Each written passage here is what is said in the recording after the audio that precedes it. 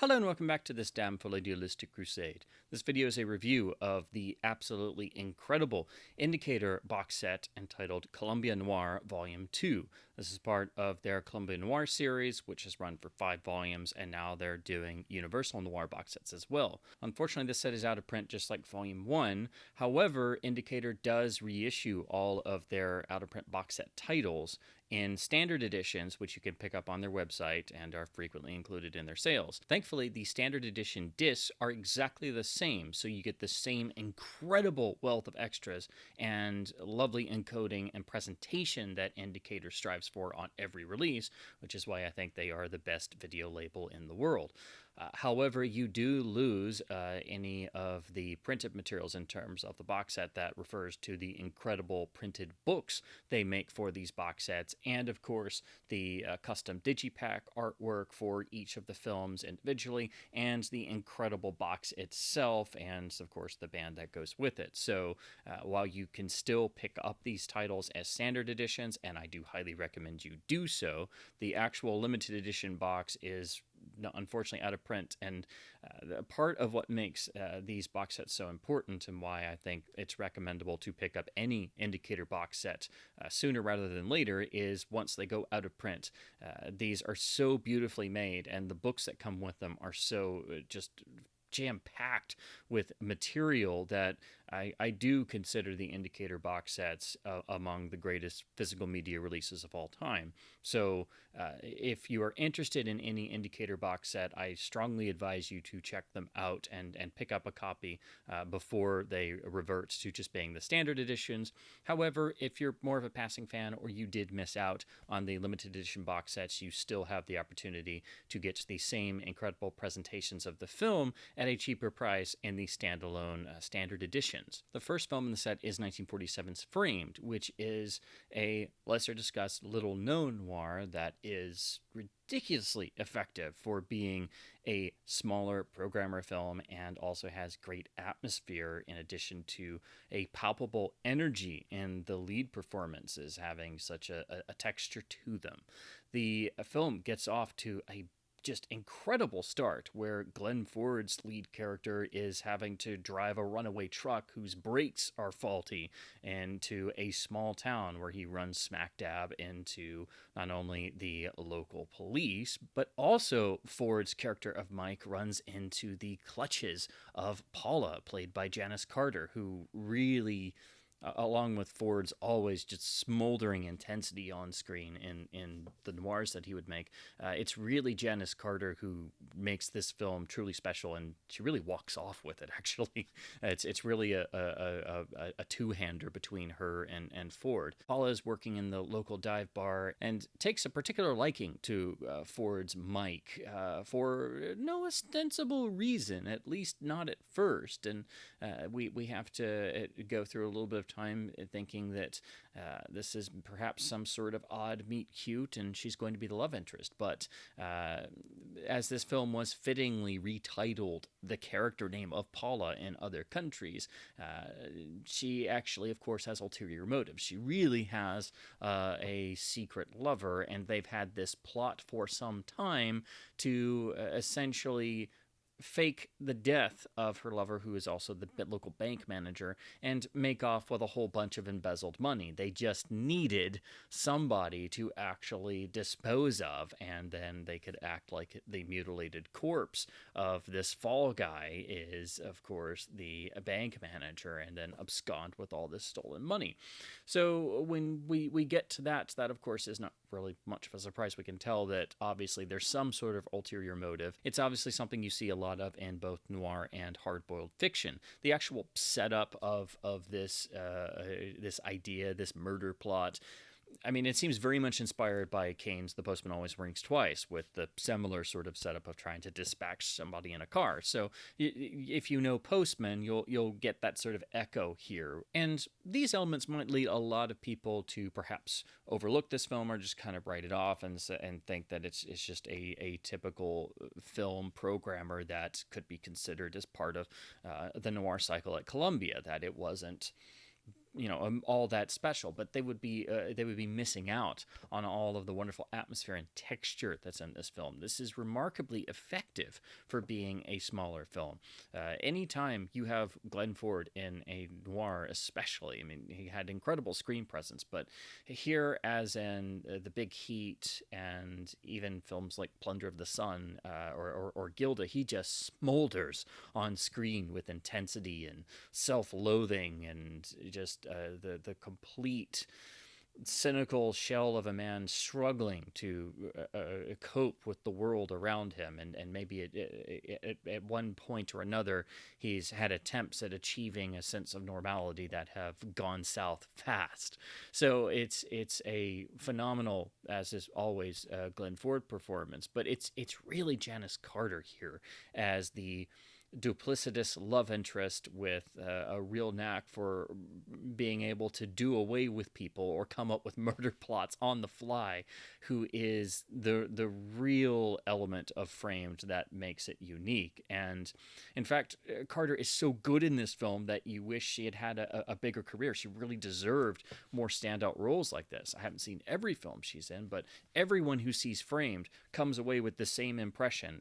It's Janice Carter's film, really. She's the real standout. Again, the film was actually retitled after her character's name in other countries. So it's befitting that she's the real standout, because the film really does revolve around her character of Paula, and you can read this character in many different ways. And there are all these subtle nuances on display throughout that show her in different stages of emotional turmoil, but it's the most striking when we have the scenes of murder plots or attempted murders, or the truly noir aspects. In particular, a visual standout for me is the scene in the car where they're actually about to ostensibly carry out this murder plot, and it revolves around her being in the back seat, and you can see her hands nervously sort of on the actual seat of the car, but as is typical of any great femme fatale, she's wearing black gloves, and with her fingers sort of going around, and knowing, as the audience knows, that there's about to be an eruption of violence. It almost has the sort of sense of, it's not fingers moving around in black gloves, but again, going back to the idea of femme fatales and the notion of black widows, it's like the legs of a spider. It's or the cold long reach of death. So that this film has lovely little visual touches like that. Some like that obviously were probably not intended, but the atmosphere is such, and the performances are so striking that you can't help but get invested enough to pick up on little elements like that, and find all these little nuances in what otherwise would be a much more typical story that is a bit more straightforward, because it was just supposed to be a smaller programmer. So the character of Mike is thus tangled up in a web of deceit, as is typical of many great noirs, and continually tries to figure out his footing and or escape or simply leave. But of course, he's too much in the clutches and grasp of Paula to really be able to distance himself. And then we get to the sort of framing of the title, when the wonderful character of the grizzled old miner who's going to give Mike a job, who is played by the wonderful Edgar Buchanan, is the one who is suspected and arrested of the murder that has taken place. So then we get to the actual meaning of the title, and then the Mike character has to not only figure out how to live with himself and the knowledge that he has, but also try to, of course, figure out a way to get the old prospector off the hook without destroying himself, hopefully, in the process.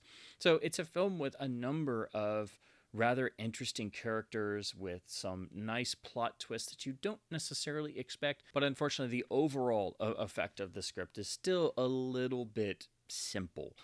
You can tell where it is going, but it's the methods it uses. It's the atmosphere and the strength of the characterizations that really make this film effective.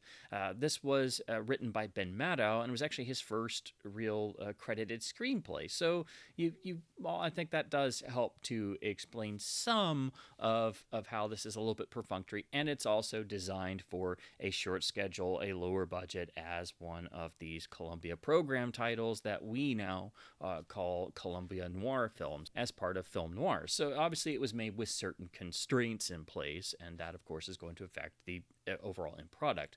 And of course Maddow would go on, probably most famously, to be the co-writer with John Huston on the masterpiece The Asphalt Jungle, which does, I think, have, I think you can draw some parallels and connections to the atmosphere and the depths of character we have in Framed, even though this is obviously a much lesser picture than the Asphalt Jungle.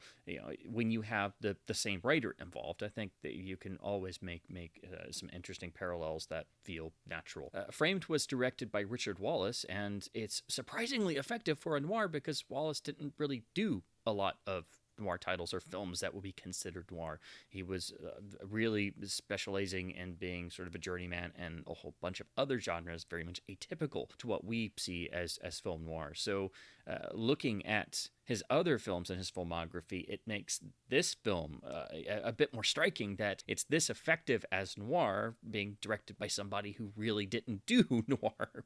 It was also photographed by the great Burnett Guffey, who shot most of the Columbia Noir titles, at least the bigger ones, and was an incredible cinematographer who went on to win the Oscar for From Here to Eternity, for example. So he had a great range, but was a real master of black and white imagery, and going through just these Columbia Noir sets alone will really show off his incredible talents every time he pops up as the cinematographer.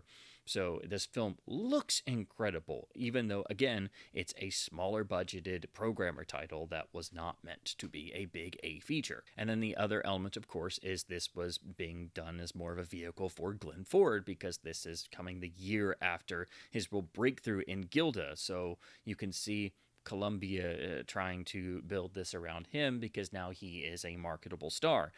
Ford's presence is incredible, but again, the real star here is Janice Carter, and it's the interactions between Ford and Carter on screen that are the major elements that drive the story forward. So it makes sense that in other countries the film was not called Framed, but instead simply called Paula, because that is the character you remember most, and it's one of the great femme fatales and just really striking female characters in noir. It's really an exceptional character and performance that has a lot of nuance that makes it a bit more detailed than just the traditional idea of the femme fatale who is just in it for the money or doesn't have any emotion or will kill people without a hesitation or be a temptation figure. Paula has elements of all of those, and there's a bit more humanity in there, which also plays into the ending and why that ending is actually quite effective and hinges actually quite a bit more on emotion than just the conclusion of the story. So Framed is a remarkable little film. It's quite good and a great sort of start to the second volume of the Columbia Noir series from Indicator. Now, in terms of the picture quality, this, like most of the Columbia Noir releases, is coming from an older Sony HD master. Sony started making HD masters long before other studios, and they're so well done that they hold up really well even years down the road. So just because something is coming from an older Sony HD master doesn't mean it's anything to write off or ignore in favor of the ones that are specifically from brand new scans. So here, Framed is transferred from a good condition element and holds up really well and looks quite good throughout. However, it being an older Sony master and working from the source they were working from, there is some inherent damage and wear that manifests itself as occasional marks, scratches, an occasional line or two, a little bit of fluctuation in the visuals, a little little tiny bit of movement as well, and even a few hairs visible in the gate here and there. All of this stuff is usually quite fleeting or comes and goes very quickly, and it is a natural part of the image, so it doesn't become extraordinarily distracting. But if you see a lot of Sony HD masters, you know kind of what to expect, and if an element did have some wear baked into it, it's usually like this, where it sort of comes and goes, and it actually feels intrinsic to the presentation, because the actual master was well made whenever it was done, and so it never feels out of place. And I would rather have a few stray marks here and there and a little bit of hair or something intrinsic to the element than what some other studios have always done, of going in and trying to eradicate everything and going overboard, and then of course trying to remove the grain and DNR and so on and so forth. So again, there is some wear in the element, but it is intrinsic to the source they were working from, and the transfer holds up really well, and it looks great upscaled to 4K as well. So these Sony HD masters do have a lot of life in them, and of course here on the Indicator release we have a beautiful encoding job with a maxed out bitrate, as is typical of all Indicator releases. So this is basically an older Sony master that's solid, handled as best as possible by Indicator, and the results are quite striking frequently, even upscaled to 4K, especially all of the extreme noir visual moments of, just smoldering close-ups of Glenn Ford just drinking himself into oblivion and being miserable and standing in and out of the shadows, and the duplicitous close-ups of Janice Carter. It really has some striking moments, of course, courtesy of Burnett Guffey's photography. In terms of the audio, we have the original mono mix in a lossless PCM quality. The audio, like the picture, is from the older Sony master, and it does have some wear due to the original elements being used.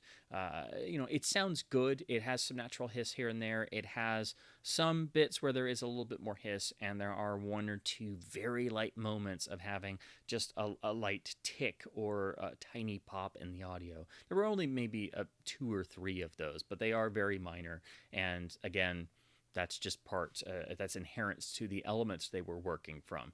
And like the picture, I would rather have just a stray tiny tick or something here and there, rather than a studio or label going in and going to just crazy levels with noise reduction, which unfortunately does happen with quite a lot of original audio tracks. So again, do expect some occasional bits of wear just due to the age and the source element. But here we have a nice presentation of the mono audio in a lossless full PCM. So here for the packaging and artwork, we have the beautiful original poster artwork lovingly printed on the custom digipack for this release. All of these digipacks always have incredible color that just pops off of these, so these are really incredibly well done. We have the custom spine with the spine number given to the film. Then the interior, of course, has the alternative poster with the alternate title of Paula, so you get to see that right there. And then the disc label is a lovely image from the film in black and white, which matches all the discs in the set. So that's a nice signifier of the Indicator Noir sets, is that they all have matching disc labels. And then we nicely have the same image for the disc tray, and if that image does not scream film noir, I don't know what does. Then we have the rear, and I always love how Indicator keeps one of the original taglines on the back. And then we have the extensive list of supplements. So to go over the supplements, as all Indicator supplement packages are really the best in the business, we have the credit for Sony's HD master with the original mono audio. Then there's a brand new commentary with Imogen Sarah Smith. It's a lovely commentary. She goes into a lot of detail about the production, but especially with a good amount of character analysis, a lot of focus on Janice Carter most of all, a good deal of focus on Glenn Ford and where he was at this point in his career. She discusses director Richard Wallace, a lot of discussion about the screenwriter Ben Maddow, and this being at the real start of his screenwriting career, and also some discussion of Burnett Guffey's cinematography, and how this was generated as a Columbia program title that has at least gained some critical standing and really is far above its more meager production values would indicate. It's another of her really great commentaries. My only real point would be that the actual recording volume's a little bit lower.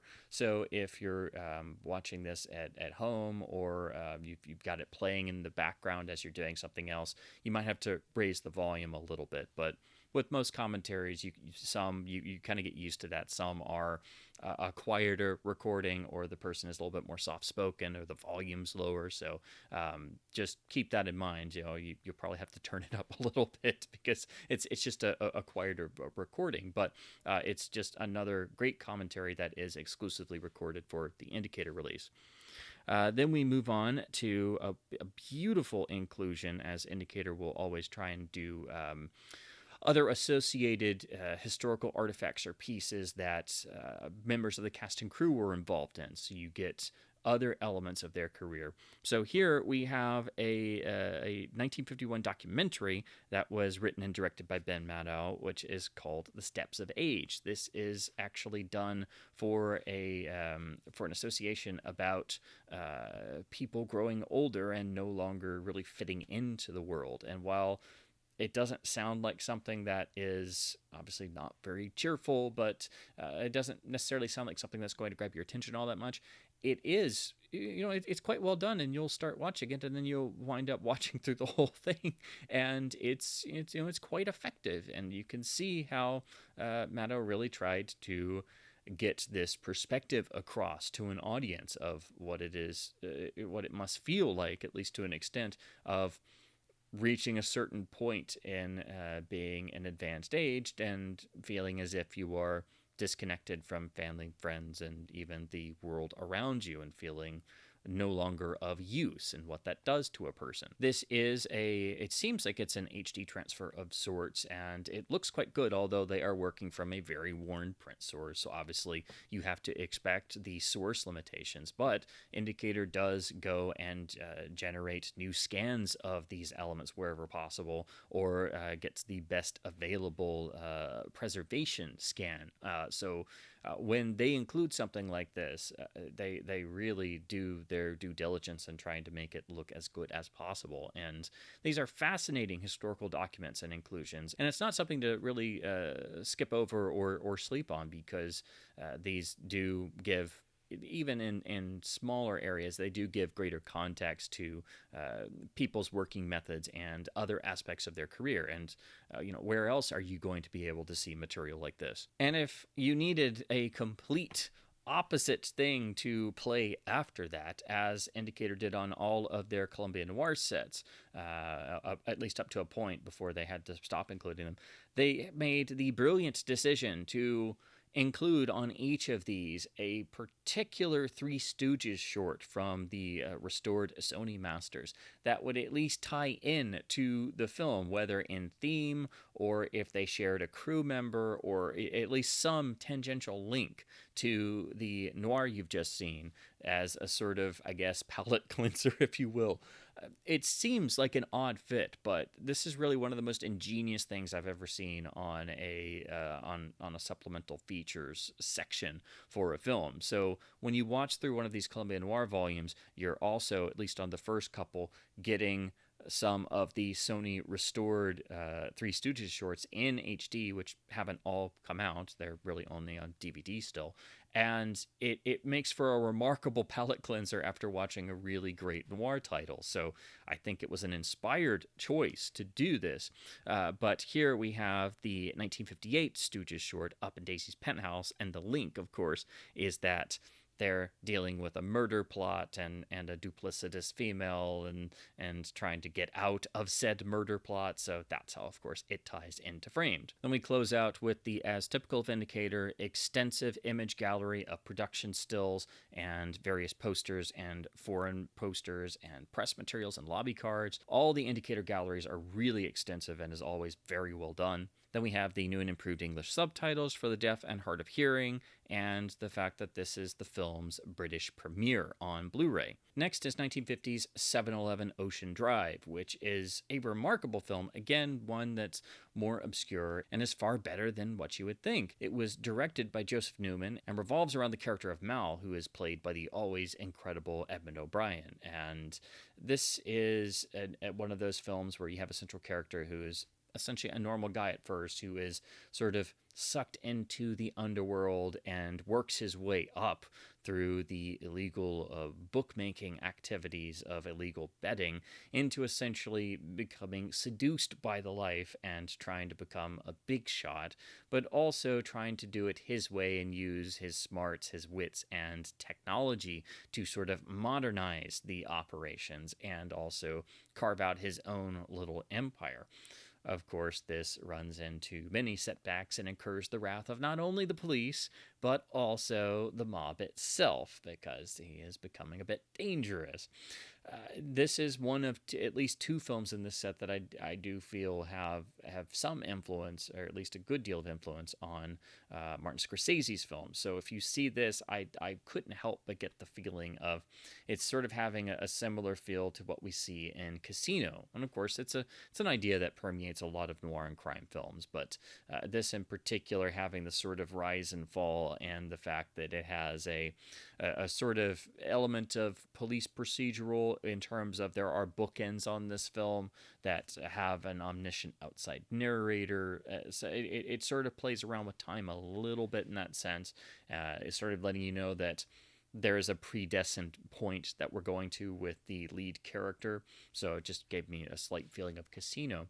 Also, they did really try to sell this film as being necessary to produce under police protection, and that the mob did try to interfere with the film. It's still unknown if that was really a thing, but that was how they promoted the film, and you see it on all the posters, and it's alluded to in the trailer, and there's even a write-up disclaimer at the start. The film itself is quite striking. It's got an interesting sort of character arc for our lead character, but that also means that we see different themes and tones throughout. The film starts as more personable with more levity and humor and the witty dialogue, and there is a slight feeling of lightness.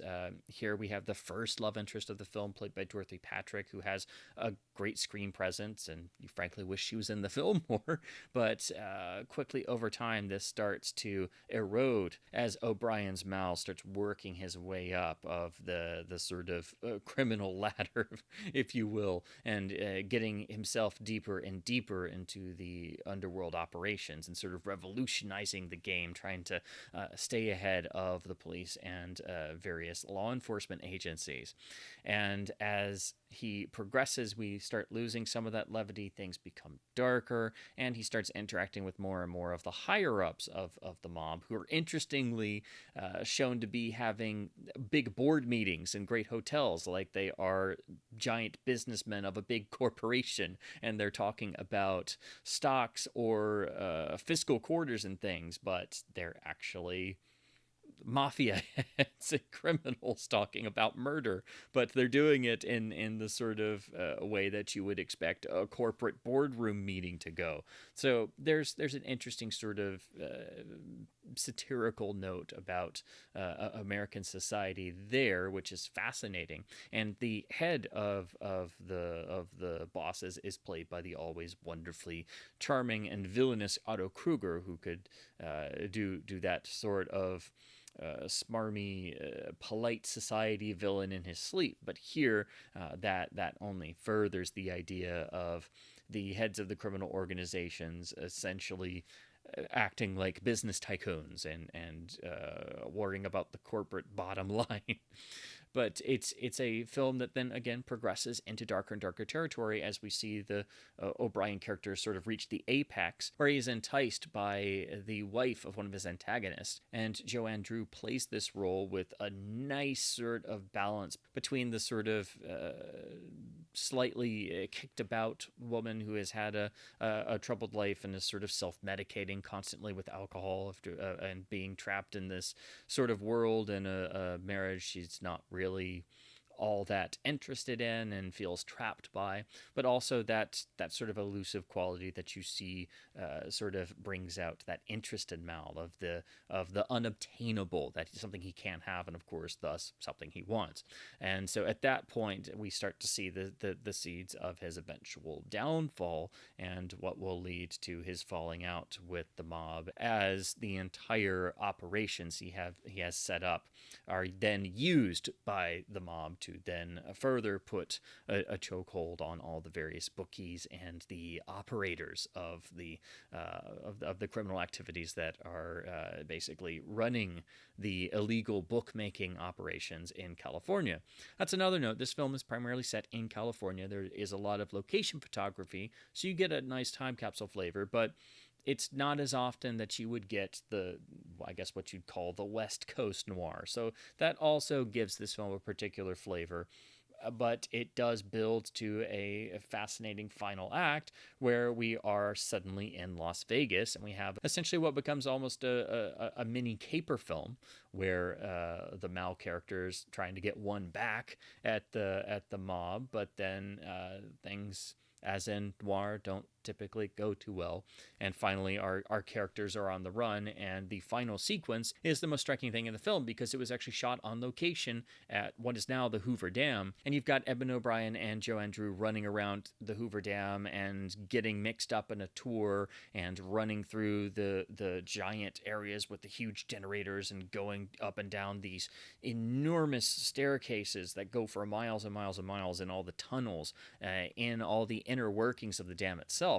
And that, of course, is something that they really had to work extremely hard to get permissions for, and it's not something you would typically see before or since in terms of the inner workings of the dam itself.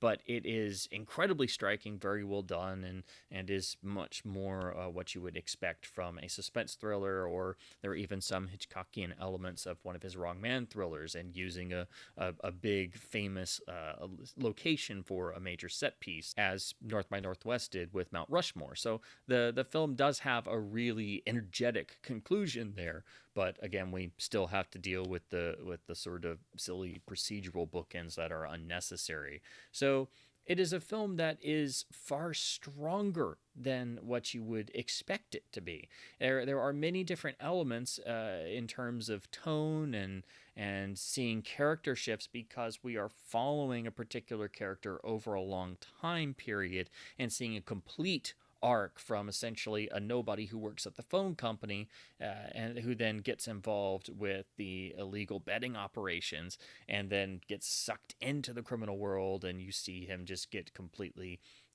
obsessed with the idea of becoming a big shot, and then you can tell where this is going to head, but you see him reach incredible heights and then start to carry out actions and have thoughts that are, going to not have a very good ending, shall we say. Even, of course, contemplating and then trying to commit murder once he reaches a certain level. So it is far more nuanced because we have this long journey focused around a central character over an extended period of time.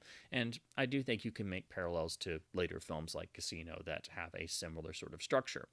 So 7-Eleven Ocean Drive it's quite remarkable. It's extremely effective, and it's an absolute must if you're an Eddie O'Brien fan, because this is just a tour de force for him nonstop, and he's a ball of energy, as he is in every film he was ever in.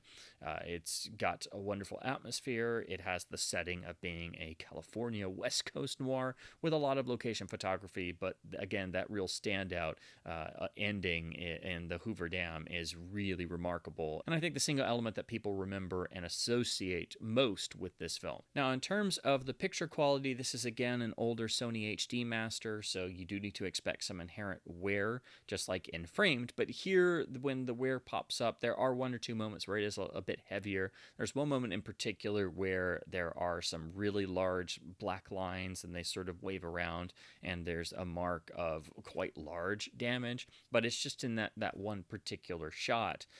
but it's just much bigger than you typically expect, so that's why it sticks out more. There are some other things that crop up throughout the transfer. There is some fluctuation, there is a little bit of frame movement, some occasional scratches and marks, and an occasional line or two, along with a tiny bit of hairs visible just barely once or twice. But again, nothing out of the ordinary for an element of this type that has had some wear, of course, and this being an older Sony HD master that was obviously not given a full frame-by-frame restoration treatment. This is more of a preservation HD master copy to have on hand, so that's to be expected with a film of this type. This, like Framed, is such a good film that you would hope it could get a full restoration at some point, but this HD master is still really solid and looks great even upscaled to 4K, so do expect some inherent wear to crop up, but it's nothing that's extremely in your face, except for those one or two moments where it is at its most prominent in their individual shots. But those are the largest examples. Most of it is just the usual sort of intrinsic wear that is more on the minor side. It's just intrinsic to the element. The audio fares similarly. There is some inherent wear. It is the original mono mix presented in lossless PCM on this disc, and there is some hiss and some occasional bits where the hiss is a bit louder. There's also some harshness in the dialogue. This does seem a bit more prominent in a few spots. I don't have another release of this film to compare to, but I would guess that this is inherent to the source they were working from. It still sounds good, but there is just some occasional harshness in the dialogue that I guess seems intrinsic to the actual source itself, but not having anything else to compare to, this would just be an educated guess. So the overall audio presentation is good. There is some inherent wear and some hiss and harshness in the dialogue, but it just seems like part of the source they were working from. Then we have the lovely original poster artwork on the custom digipack, lovingly printed. Here is the spine. Inside, we have a foreign poster really hyping up the Dam finale with lovely images, so that conveys the wonderful energy in that climax.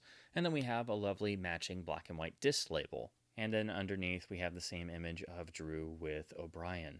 And then here is the rear with the original tagline and the extensive list of supplements. To go over these extras, again, this is Sony's HD master with the original mono audio.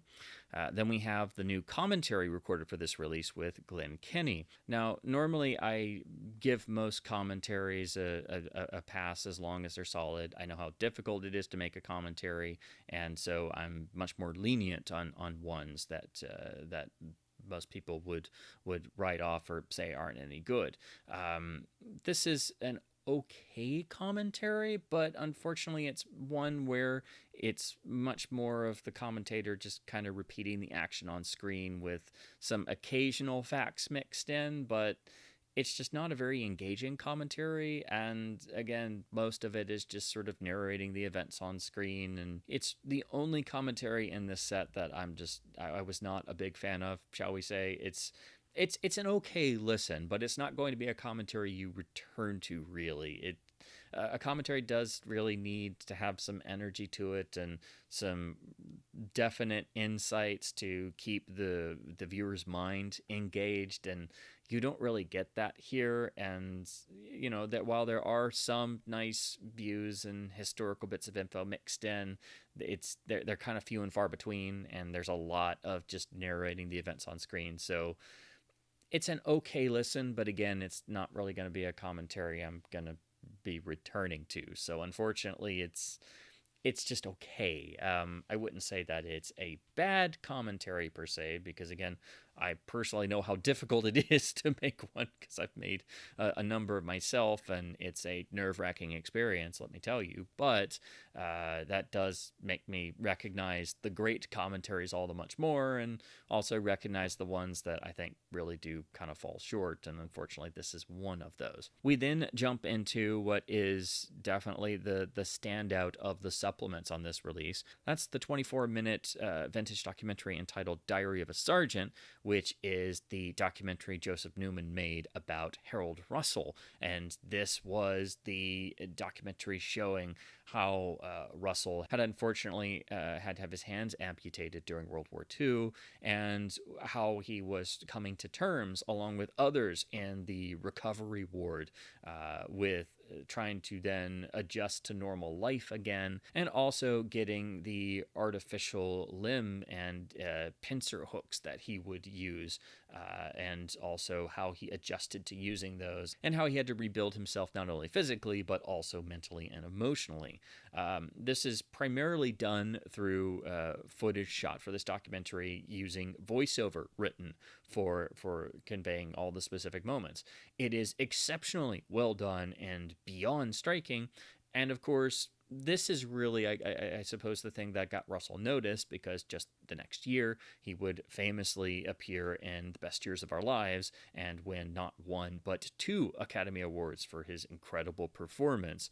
So this is incredibly important for getting him to actually appear in The Best Years of Our Lives and be one of the most iconic performances and things people remember from that masterpiece. So being able to see it here on the Indicator release, and obviously the connection is that it's the same director as 7-Eleven Ocean Drive, is really something, and we have it presented in a lovely HD scan of the best surviving print source. So obviously there's damage and wear and things, but it's just another remarkable historical document that Indicator has gone out of their way to include here because of the director connection. We get the film's original trailer in HD, and it does have custom footage of O'Brien speaking directly to the audience, and again playing into the hype of this film was made under police protection and all that stuff. So it's one of the nice trailers that has custom footage, but it's also really great to have this in an HD scan in spite of it having wear and damage and such, because it's rare for trailers to get that treatment. So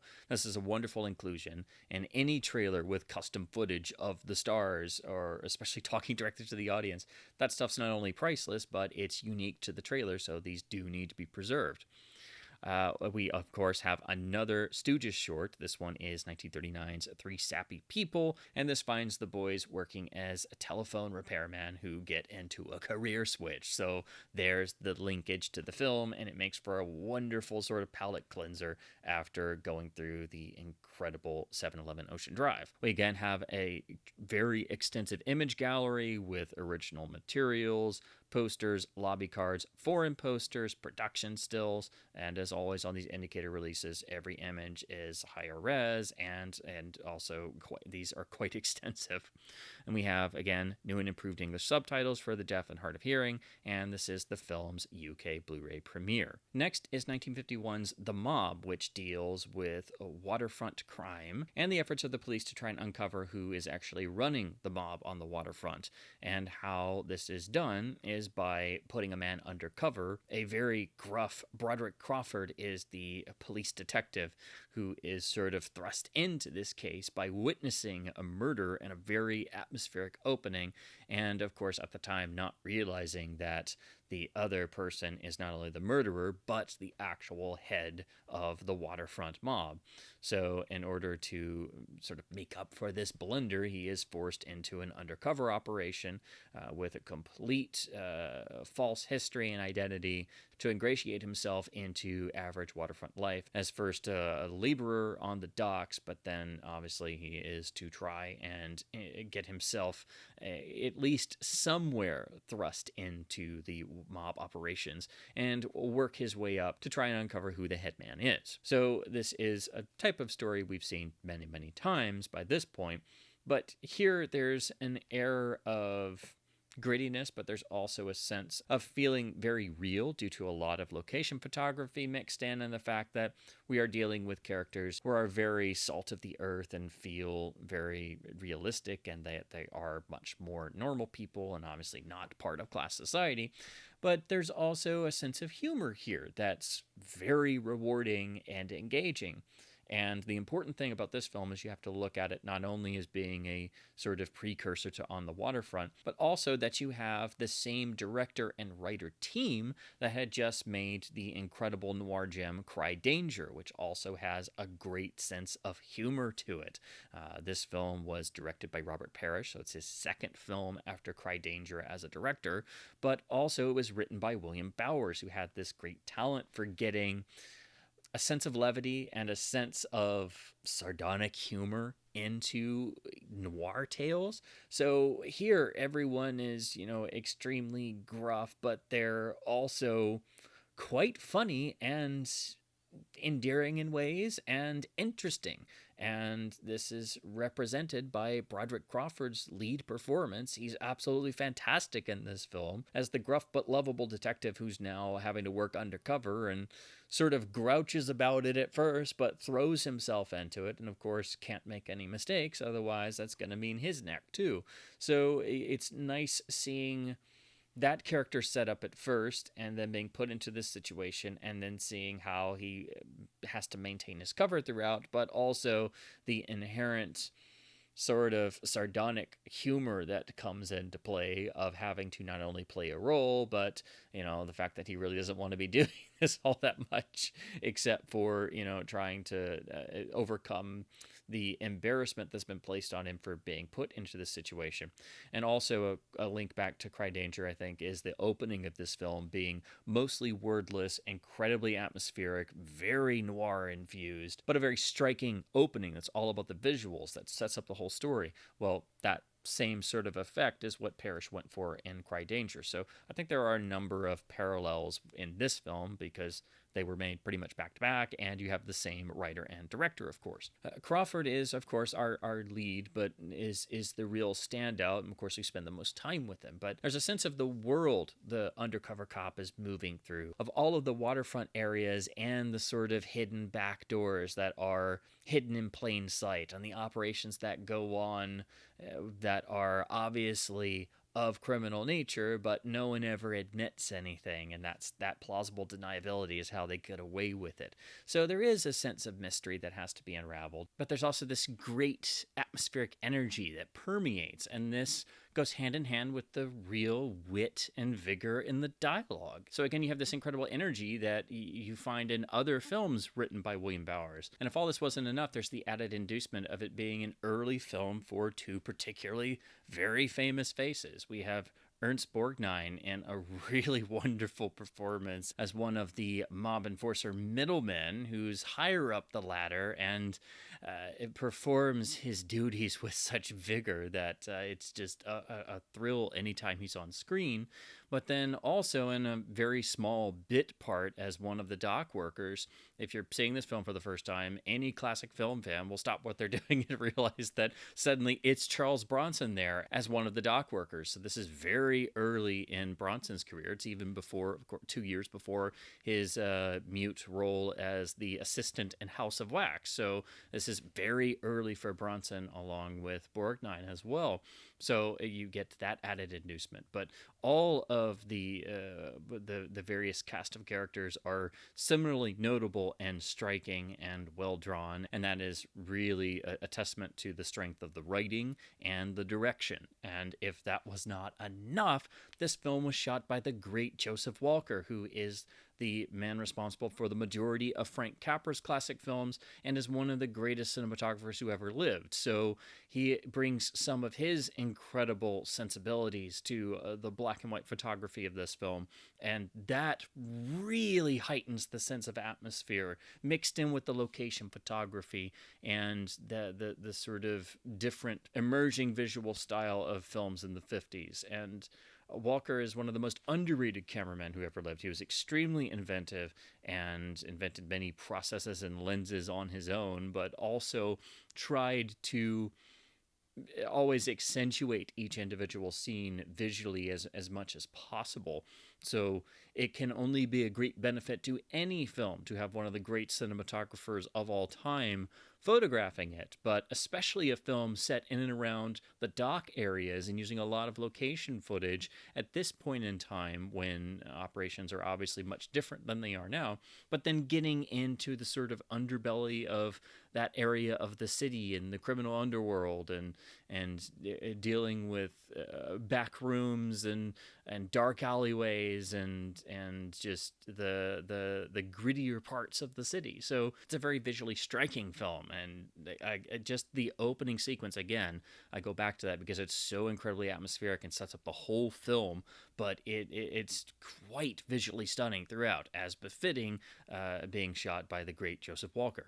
So The Mob is a film that does not really get discussed, and the title is a bit generic, but don't let that mislead you. This is one of the strongest films on the subject matter of this time period, and exceptionally good in all areas. It's a ridiculously effective film, just like 7-Eleven Ocean Drive I just discussed, but it essentially punches far above its weight. It's far better than the simple title and the more meager production would have you think. They also tried to use the in the marketing the idea 7-Eleven Ocean Drive did of having some sort of official police protection in terms of it being a film that was also sort of an expose of mob activities.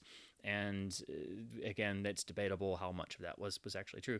But this one was also extremely successful when it came out. It was a quite a financial hit and played well across the country. So it's one of those films that really is truly effective, and far much more than you would think.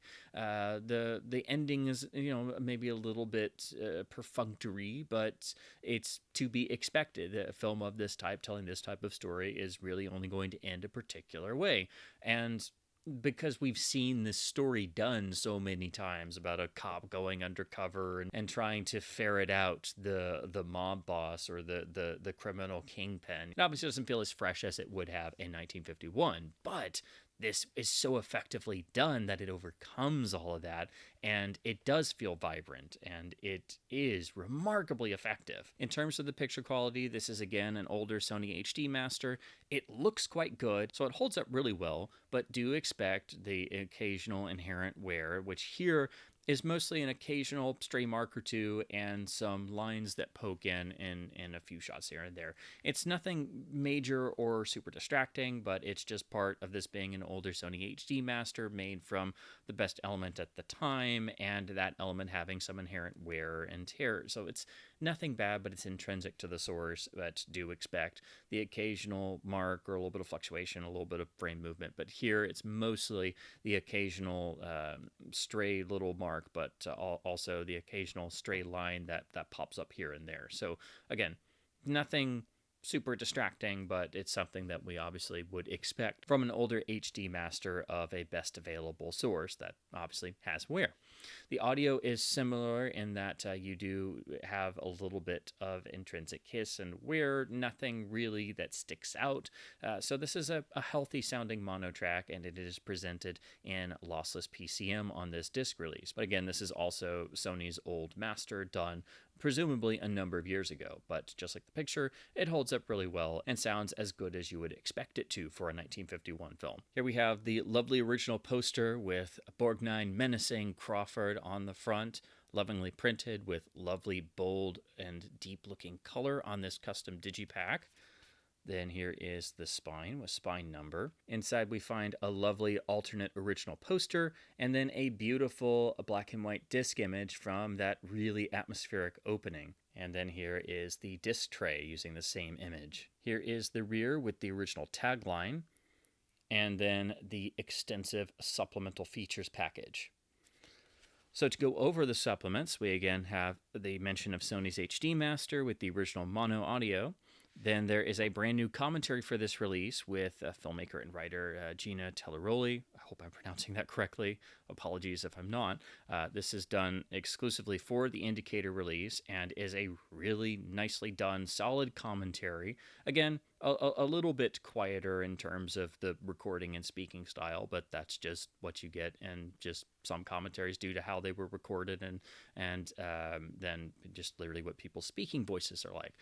But she does a really good job of conveying the production history of the film and talking about a lot of the crew and notable names involved, and where certain actors were at this point in their career, and how this film ties into where noir was at Columbia at this point in the early 50s, and this being Robert Parrish's second film as a director. Also, the sort of interesting, unique elements of the Bowers script in terms of the humor and the greater depth to all the characters in the film, and how it makes the film ridiculously enjoyable, and far more enjoyable than you would think. So it's one of those films that's quite surprising, and I think the commentary does a great job of examining all these factors, and giving a much more detailed background to help you understand why the film has such a fascinating texture to it. And it's that texture that makes it so rewarding, and a film that you'll definitely want to come back and revisit on repeat viewings. Then we have an archival interview with Ernst Borgnine, and this is presented here. It's audio only, so what Indicator does on these is essentially it turns it into a second commentary for the film. So this disc technically has two commentaries, and this is a Guardian interview done in 2001 where Borgnine talks about his career at large, and is just such an incredibly wonderful interview subject that the time just flies by, and you have a phenomenal 79-minute interview with an actor we all love and adore, but it basically forms an entire second commentary track for the film. So I really love Indicator doing this, because it gets more archival interviews out there, which are priceless, but it's a great way to get the audio-only interviews out there to just actually encode them as an alternate commentary track. So again, this disc technically has two commentaries. If that was not enough of Borgnine reminiscing for you, we get a 50-minute video interview, which was done in 2000 at the BFI. So you basically get two long-form Borgnine interviews on this disc. One is audio only as a second commentary, and the other is this 50-minute video interview that's literally filmed and in the auditorium with an audience as a sort of Q&A post-screening interview. So again, lovely, priceless material, and you get a second interview on this disc. Then we get the film's original trailer, which is in HD and looks really good in terms of overall quality. We, of course, have another Three Stooges short. This is Hot Stuff from 1956, and, of course, features the boys going undercover to thwart various criminal activities. And, again, is such a wonderful sort of after-feature bit of entertainment after seeing a film that's quite gritty. Even though this one has a sense of humor, it's still quite gritty. So it's just a wonderful, charming thing to suddenly be able to go right into Three Stooges land and see a great Stooges short after a noir title. So again, I can't say how much I love Indicator's decision to do that on these sets. Then we also have the extensive image gallery with original production stills, publicity materials, posters, foreign posters, and of course, all in lovely quality, and another quite extensive image gallery for an Indicator release. And then closing out with the new and improved English subtitles for the deaf and hard of hearing, and the fact that this is the film's world premiere on Blu-ray. So this is really the only option to see this really incredible film on Blu-ray in this Sony HD Master. Next is 1952's Affair in Trinidad, which is also depicted on the cover of the box set. And is obvious from all the imagery, this is done very much to follow up the massive success of the iconic Gilda from 1946. This is a film that you don't really escape from that factor. You again have Glenn Ford being paired with Rita Hayworth, and this film was entirely designed as it really is the comeback picture, or an attempt to relaunch Rita Hayworth as the famous screen icon in the mold of Gilda from several years before. Hayworth had been away from the screen for some time, and so this was necessary for her career, and Columbia under Harry Cohn was very much designing the whole production around relaunching her to the public who thought of her in Gilda. So obviously you get the same co-star and you really shoot for that same feeling, and you have a script that has a lot of things that are elements from Gilda, so it seems like it's very much repeating a lot of the same ideas and trying to sort of double down on those aspects, which this film does. So you can't escape the fact that this is in the shadow of a much more famous film, and it was designed to mimic that film in as many ways as possible. Unfortunately, Affair in Trinidad is not Gilda. It's not as strong, and of all the films in the set, this is the one where the story is unfortunately the weakest, and the script is the real weak element. And even during production, everyone said the script was not very good. Even the stars themselves were not very thrilled with this script. But again, this film was entirely designed around essentially relaunching Rita Hayworth to the public at large in something that was as similar as possible to her iconic Gilda. This film basically is, it's sort of rehashing Gilda elements. I mean, that's pretty obvious.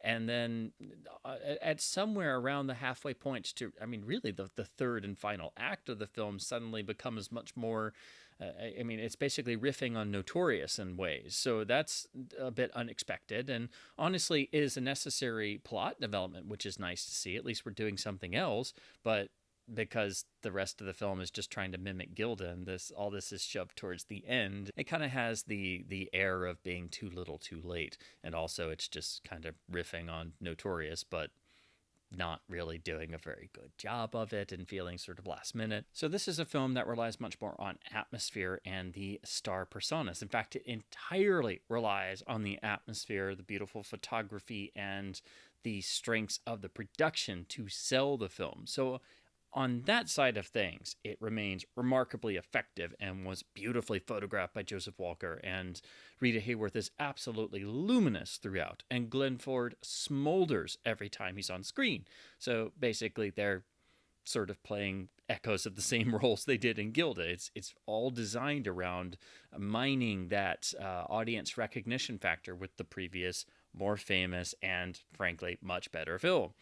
But here, instead of George McCready as this very obviously villainous man between the two and part of this love triangle, you've got a nice performance by Alexander Scourby. But it's basically the same sort of rich gambler type on the surface who has fingers in every pie in this particular locale, who of course has much more nefarious things up his sleeve that no one can quite put their finger on. So it's basically the exact same love triangle idea, even though the plot and the names are different, and one member of the love triangle is now a different actor.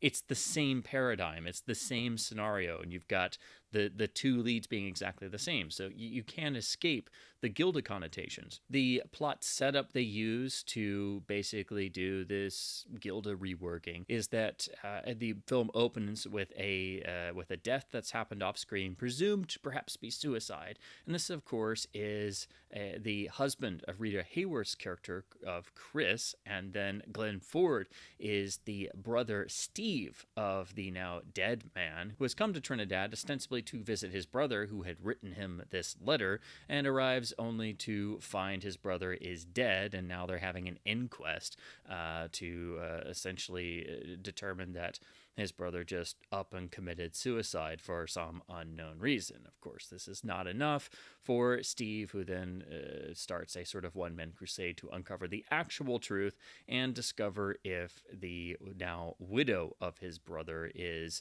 exactly what she says she is. And of course, they will have romantic sparks practically as soon as they lay eyes on each other, and they'll have to sort of figure each other out over the course of the story, and of course how this interacts with this love triangle that develops. So it's basically a different setup to get us into the same love triangle as Gilda, but just slightly tweaked a little bit. The most striking moments obviously will be the two major dance numbers that Rita Hayworth has, which are quite good, and that's when you see her really get to enjoy herself on screen and have just that wonderful energy come to light, particularly in her eyes. And those are the moments that are what they used in the trailers. Obviously, that's what they sold the film on, and obviously linking back to the famous dance number in Gilda. So you're really hammering home that direct connotation you're going for. It's very obvious this film is trying to cash in on the success of the more famous film that preceded it. So those are the most standout moments that everybody will remember, and they are very well choreographed and, of course, very suggestive for the time. But that's where you, of course, see Rita Hayworth's natural skills as a great dancer, getting to actually utilize those in the film. And, of course, those were also the musical numbers where she would sing, but obviously that was dubbed in by others, just as it was on Gilda. So it's, again, even the musical numbers are following in the pathway of the previous film. But all of these elements are unfortunately a little bit hollow because the story itself just doesn't add up to a whole lot. And the film is well directed by Vincent Sherman, who had come over to Columbia after a long stint at Warner Brothers, where he made a number of Warner classics. But there's not really anything anybody could do in terms of directing this film outside of just make it as good as you can and try to make sure all the performances come through in each individual scene, because the script just, it's not there, and it's so obviously trying to repeat elements of Gilda that it's plainly obvious. Even if you haven't seen Gilda, you can tell that something's going on here. And then knowing that this was basically a film designed to relaunch Rita Hayworth in the mold of her most famous film, it all starts to make sense. But Sherman did try to convey the sense of the actual location. He did do at least some scouting in Trinidad. He couldn't get Columbia to foot the bill, obviously, to shoot the film on location, but they did grab some bits of footage and also did a lot of location study to have that inform the actual set design and the decor, and trying to give a sense of the locale and the local culture of the people in Trinidad itself. So it at least that does give the film the flavor of being in another country and an island tropical setting and things, and that of course immediately conjures up all kinds of wonderful romantic intrigue and mystery elements in the mind.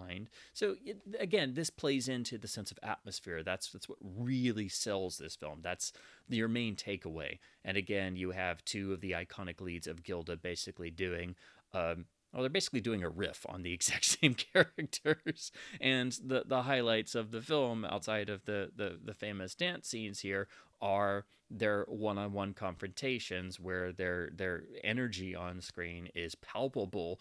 And that's what you're going to take away from this most, are the famous dance sequences and then the two main stars of Gilda re-teaming and basically derivative of Gilda. So unfortunately, again, you have to just come back to the fact that the script doesn't really hold up here. There's a lot of individual good moments, but it's the atmosphere, the production, and the photography that really sells these along with the star personas. In particular, the costuming is quite excellent. Rita Hayworth has a number of really fantastic gowns and costumes designed for this film, expressly designed for her, which are quite stunning, which is why that's used on all the imagery and poster campaign. Again, the posters will tell you everything about this film. It's all about the atmosphere. So if you love atmosphere in films, you won't be disappointed. If you love Gilda, you at least get more of that film, but it's a pale imitation, really. And they do their best, but it's the just presence of individual moments and the actual artistry of the studio system. Vincent Sherman trying his best to keep the film moving and get a sense of energy and to convey the emotion in the individual scenes. And also this topped off by some lovely costumes, the nice dance sequences, the stars' chemistry together, and probably most of all, Joseph Walker's cinematography, which is quite striking. So at least this film doesn't disappoint on those levels, but it doesn't resonate the way it should because the script isn't up to snuff. In terms of the overall picture quality, this is again an older Sony HD Master. It holds up quite well and looks good upscaled to 4K, but you do need to expect there is some inherent wear. Here, there are a number of scratches and specks and lines and things, but there's also one or two spots where there is what seems to be a little bit of actual spotting on a few frames here and there. There's also a little bit of frame movement and fluctuation, and one or two spots of where it seems like there's maybe a little light bleeding through on the side, but it's not major. But this is one of the older Sony HD Masters that does show a little bit more wear than others in certain spots. But again, it still holds up really well. It's been encoded well here, and it looks good even upscaled to 4K. And again, it just shows off the beauty of Joseph Walker's visuals. So again, the visuals really do sell the film, and so that's why this HD Master still being really solid and holding up well is very important. Although, if this film did get a new 4K scan, it would benefit immensely. There were also one or two brief moments of sections that felt like they might be a little bit lesser in quality, but that may be inherent to the actual production. And then they did try to mix in a little bit of tiny location footage here and there, which also will do that. So it seems intrinsic to the element they were using. In terms of the audio, we have the original mono mix and lossless PCM here. And again, like the picture, it's an older Sony HD Master, so you do need to expect some wear. The audio sounds good overall, but I did notice one or two moments where there seemed like there was just a light, tiny bit of flutter in one or two spots in the audio. So that does seem inherent to the source, so there's not really much you could do about that, I don't think. But do expect one or two little age-related bits of wear in the audio track as well. For the package, we have a lovely reproduction of a very striking original poster with bold color just jumping off the custom digipack. Then here is the spine. The interior with the alternate poster very much mimicking Gilda and definitely letting you know who the real star of the film is. And then the lovely matching black and white disc label. And then there is the disc tray art. And of course, here is the rear with the original tagline and then the list of extensive supplements. So to go over the supplements, we have, again, Sony's HD Master with the original mono track. We have a brand new audio commentary for this release with Lee Gambin that, admittedly, there are usually some commentators that I'm not as big on. The other tracks of Gambin's that I've heard are usually passable. There are some that are just not very good, unfortunately, whether it's just narrating events on screen or just reciting people's biographical facts that you could obviously look up online or you probably already know. But this one is one of his better ones. It's a good solid track, especially because he does get into some discussion of the costuming and some of the accoutrements of the picture, because again, the film itself is not the strongest in terms of its story and its script. And then the end of this track, essentially, for the whole last act of the film, he stops talking about the film and instead does essentially a mini sort of biography of Rita Hayworth in terms of her overall career trajectory and where she was at this time in the early 1950s and trying to get her film career back on track and up and going again. So it's a solid commentary. It's one of the better ones I've heard of his. So I was pleasantly surprised because I've heard some of his other tracks and they were just not very rewarding or didn't have that much information that was new to me that I didn't already know. And again, his other tracks that I've heard do have that tendency to either narrate events on screen or talk about people's basic bios or talk about other films that he likes just because they come to mind. So, you have degrees of this in any commentary, but it's a particular balancing act. I know commentaries are also very much up to the individual opinion. So different ones will resonate with you, and just as others will completely irk other people, just because of how people perceive the commentator's style. So that there's also personal opinion and preference in there. So I get that, but I was pleasantly surprised this is at least a better track of his that I've heard, and so it's a solid commentary. But keep in mind the whole end of this commentary stops focusing on the film and instead just does a mini biography of Rita Hayworth, which is rewarding for those who don't know too much about her film career and her career overall, and all the unfortunate hardships she wound up going through over the course of her life and career. So it's helpful in informing your viewing experience with Affair in Trinidad if you don't have much knowledge about Rita Hayworth's career and personal life. We have a 24-minute interview entitled The End of the Affair. This is Peter Ford, son of Glenn Ford, talking with Eddie Muller about his father, a little bit of discussion of this film, but basically about his father's career, his father's relationship with Rita Hayworth, and of course the book that he was able to complete, which is a fantastic read and very revealing of his father, and also talking about the on and off relationship that his father actually had with Rita Hayworth off screen in between films. So they were quite close and did actually have an affair for a period, sort of on and off number of years, but remained quite close. So that does give further context to this film, and it's a very wonderful interview, very upfront and honest. And again, you've got Eddie Muller in there, the Tsar of Noir himself. So that gives it that wonderful touch of the film noir geek classic feel, because we see Eddie Muller anywhere and we automatically know we're in the right territory. So this is just a post-screening sort of Q&A interview piece, but Ford gets into great details and has a wonderful, charming storytelling style. So and that feeds into the book on his father as well. So this is a great interview piece, gives great context to this particular film, and also hopefully gets people to go out and read his book on his father. Then we have a 1951 25-minute documentary simply entitled Caribbean, which is a fascinating time capsule depicting just everyday life and culture in and around the Caribbean. And this, of course, gives greater context to at least some of the atmosphere they tried to convey in the film, although it's nowhere near as involving and detailed as what we see in this, which is basically set to various performances that are captured in the documentary, and just seeing various aspects of daily life, culture, religion, and of course music plays a vital portion in all of this. So again, the music actually makes the soundtrack of seeing all these events of daily life. So it's a beautiful time capsule piece. It doesn't really have a particular narrative story. It's more of a documentary of showing the life and island culture, which of course makes it a perfect inclusion here.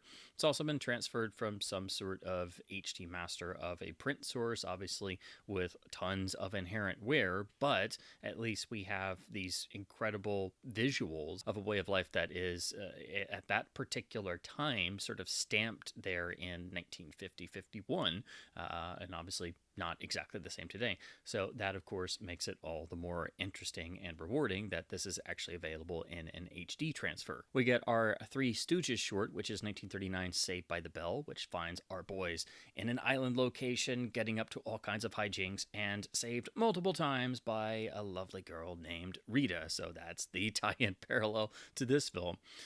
Then, of course, we have the film's original trailer, which does look quite good, although it obviously shows more wear than what's in the transfer, and has a rather hysterically silly voiceover announcer on it that is very much hyping up the fact that this is basically a Gilda follow-up. Then we have another extensive image gallery with original production materials, lobby cards, posters, foreign posters, and of course all in nice quality and quite extensive, as is typical on an indicator gallery.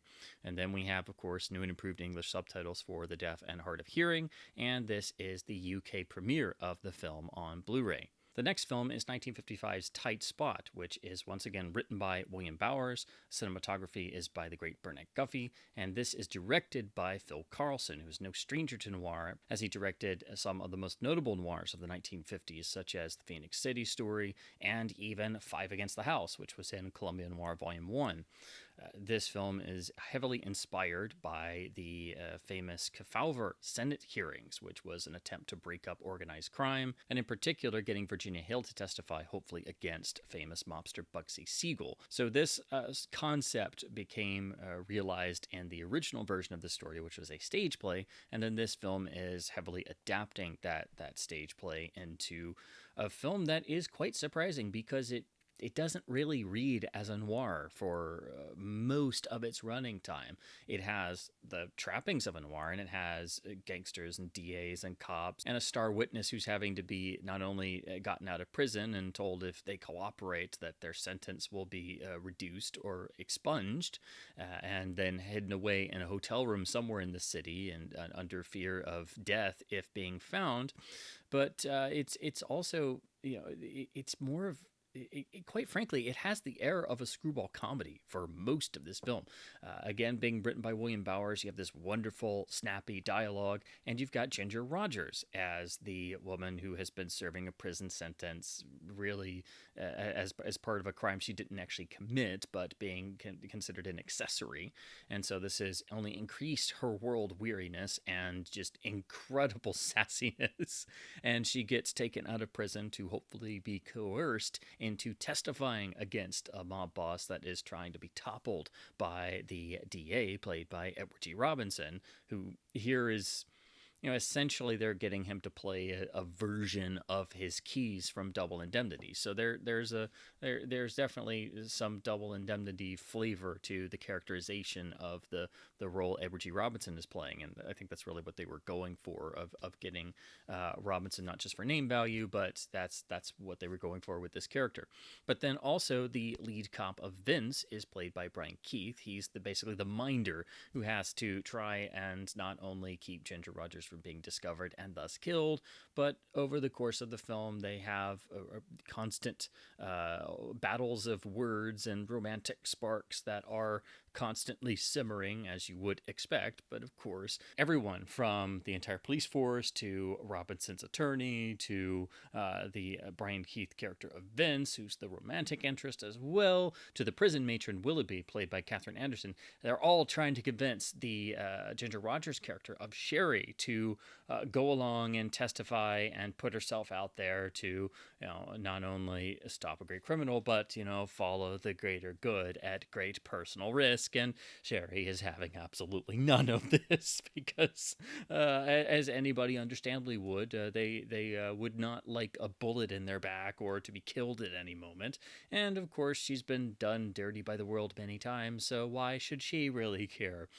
So again, this really has the air of being a screwball comedy throughout. And outside of some bursts of violence and some attempts on Sherry's life and some noir touches and flourishes, you might be wondering why this film is here when you're seeing it for the first time, until we get to a particular pivotal turning point that does very much come and at an unexpected moment. And then when it does, everything drops out and we are in full-blown noir territory, and we get the actual meaning of the title. Although the title can refer to Sherry's predicament overall and several other things, it is in particular referring to this pivotal moment where we go from what is quite frankly a film that is basically a comedy with a lot of screwball energy and some ridiculously enjoyable dialogue and bantering back and forth, particularly between our lead three characters.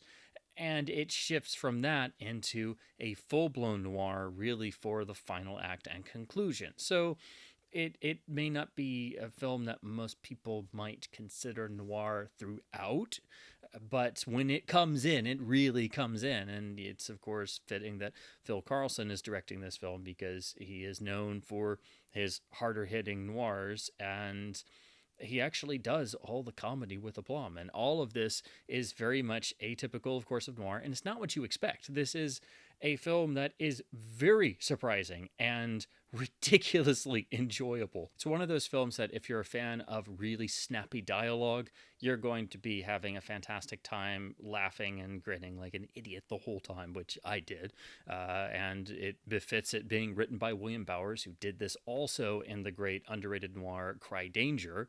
And you even get some of that energy in The Mob, which is also in this set. So I think you could pick up on that if you're just looking at the films in this set. There is a little bit of that shared sort of sense of humor, although here in Tight Spot, it is very much full force. This is Ginger Rogers' film, and she just takes everything that is not nailed down and runs with it. The film has a wickedly funny sense of humor. This even goes into some of the surroundings and the fact that it takes place all in one hotel room and how this starts to drive everybody crazy, especially this recurring, bizarrely funny motif of the only thing being on television is this group of hillbilly singers on essentially a telethon of sorts, and they just keep going on and on and on. So every time the characters are frustrated or bored or trying to relieve some tension, they turn the TV on and these idiots are still going and the song will get stuck in your head. It's a particular note that I think defines this wonderful humor and charm that runs throughout the whole film. And then in the finale, when we're in full noir territory and the suspense is really ratcheted up, when those bits of humor come back in, they play with a completely different air, and it adds a certain morbid, dark quality to the overall suspense that has built up. And these bits no longer have that sparkle. It's just sort of delaying the inevitable implosion that's going to happen. So this is one of those real surprises when you come to it for the first time.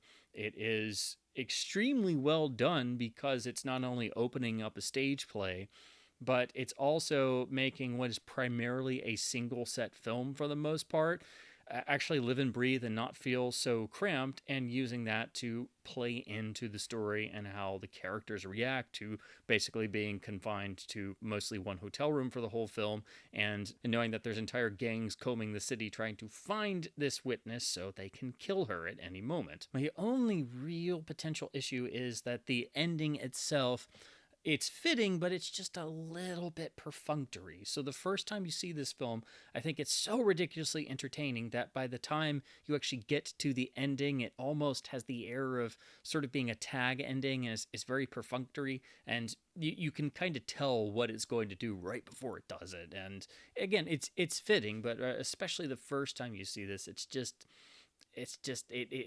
a little bit too perfunctory and neat, if you will. It fits better, I think, on repeat viewings, but it's also hard to find a topper, a final note to go out on, and they do go out on a nice line, but still, it's just after so much wonderful witty dialogue and then going into full dark noir territory after some really wonderful human comedy for the bulk of the feature, my only real note is that I wish the ending just didn't feel quite as perfunctory, but that's a minor thing. I know not everyone reads it that way, but that just for me, every time I revisit this, it just feels I just wish there was a little bit more development in that final scene. But again, that's just my own personal reading. Ultimately, Tight Spot is sort of a later career vehicle for Ginger Rogers. She's sensational in this film. It is her film, but Brian Keith and, of course, Edward G. Robinson are excellent, as always. It's a remarkable little film. It's an absolute gem. And if you've never seen this before, it's an absolute surprise. This is sort of like a screwball comedy in noir clothing, if you will. And were it not for the final film in this set, this would be the best film in this Volume 2 noir set.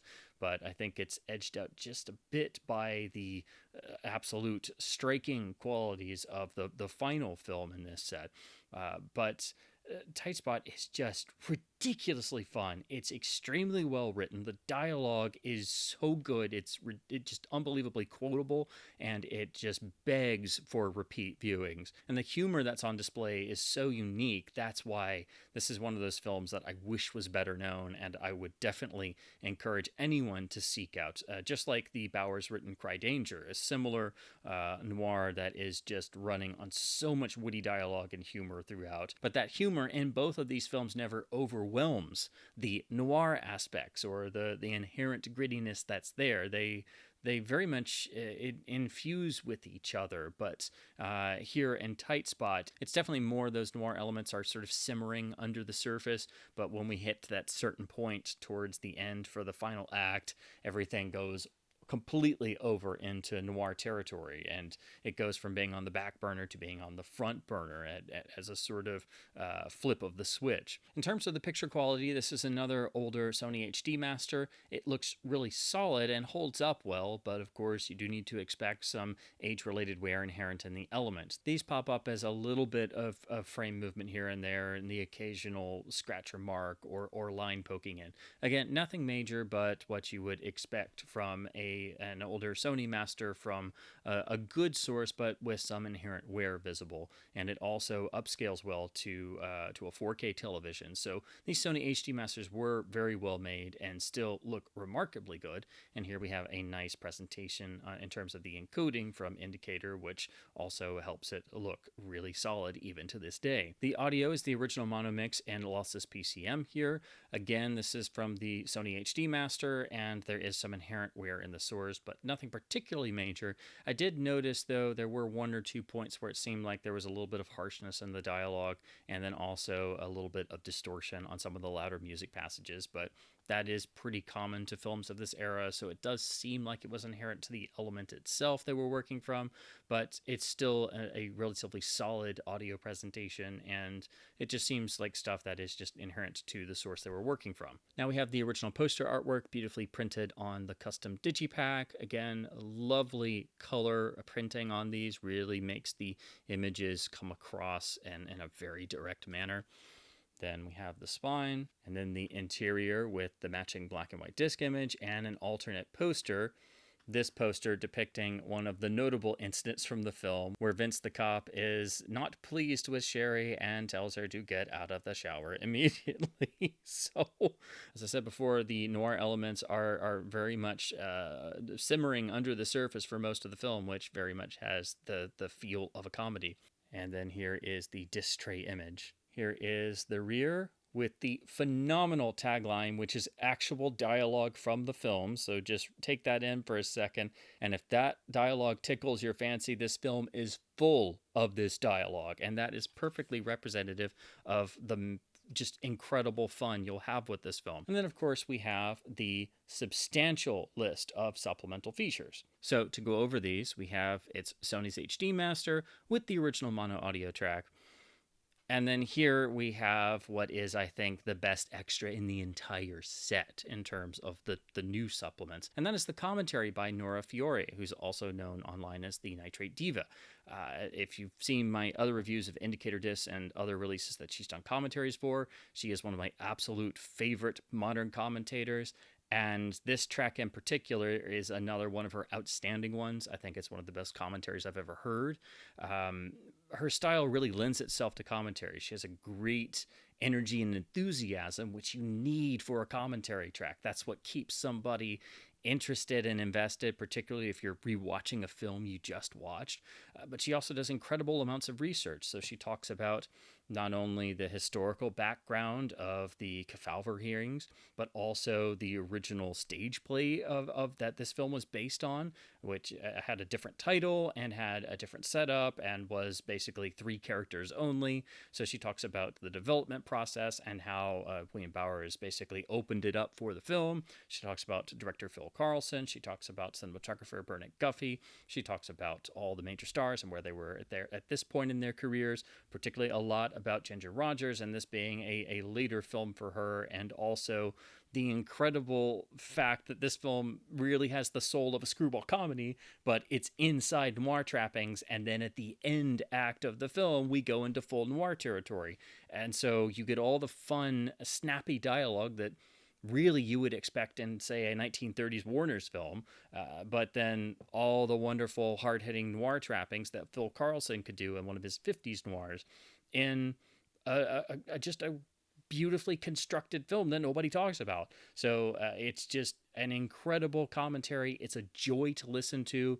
You will be laughing and grinning along just as you do when you watch this film, because this track is such a delight and so full of energy. And I really have a preference for commentaries where you can tell that the person doing the commentary really loves this film and enjoys digging into every facet of its making and production and every element of it, to look at it from a different angle and learn something new, and sort of with that spirit of just being fascinated with learning how things work and how they were made. And hey, isn't this fascinating because they did this, because this happened, and then this was developed from the stage play, but they took it this way.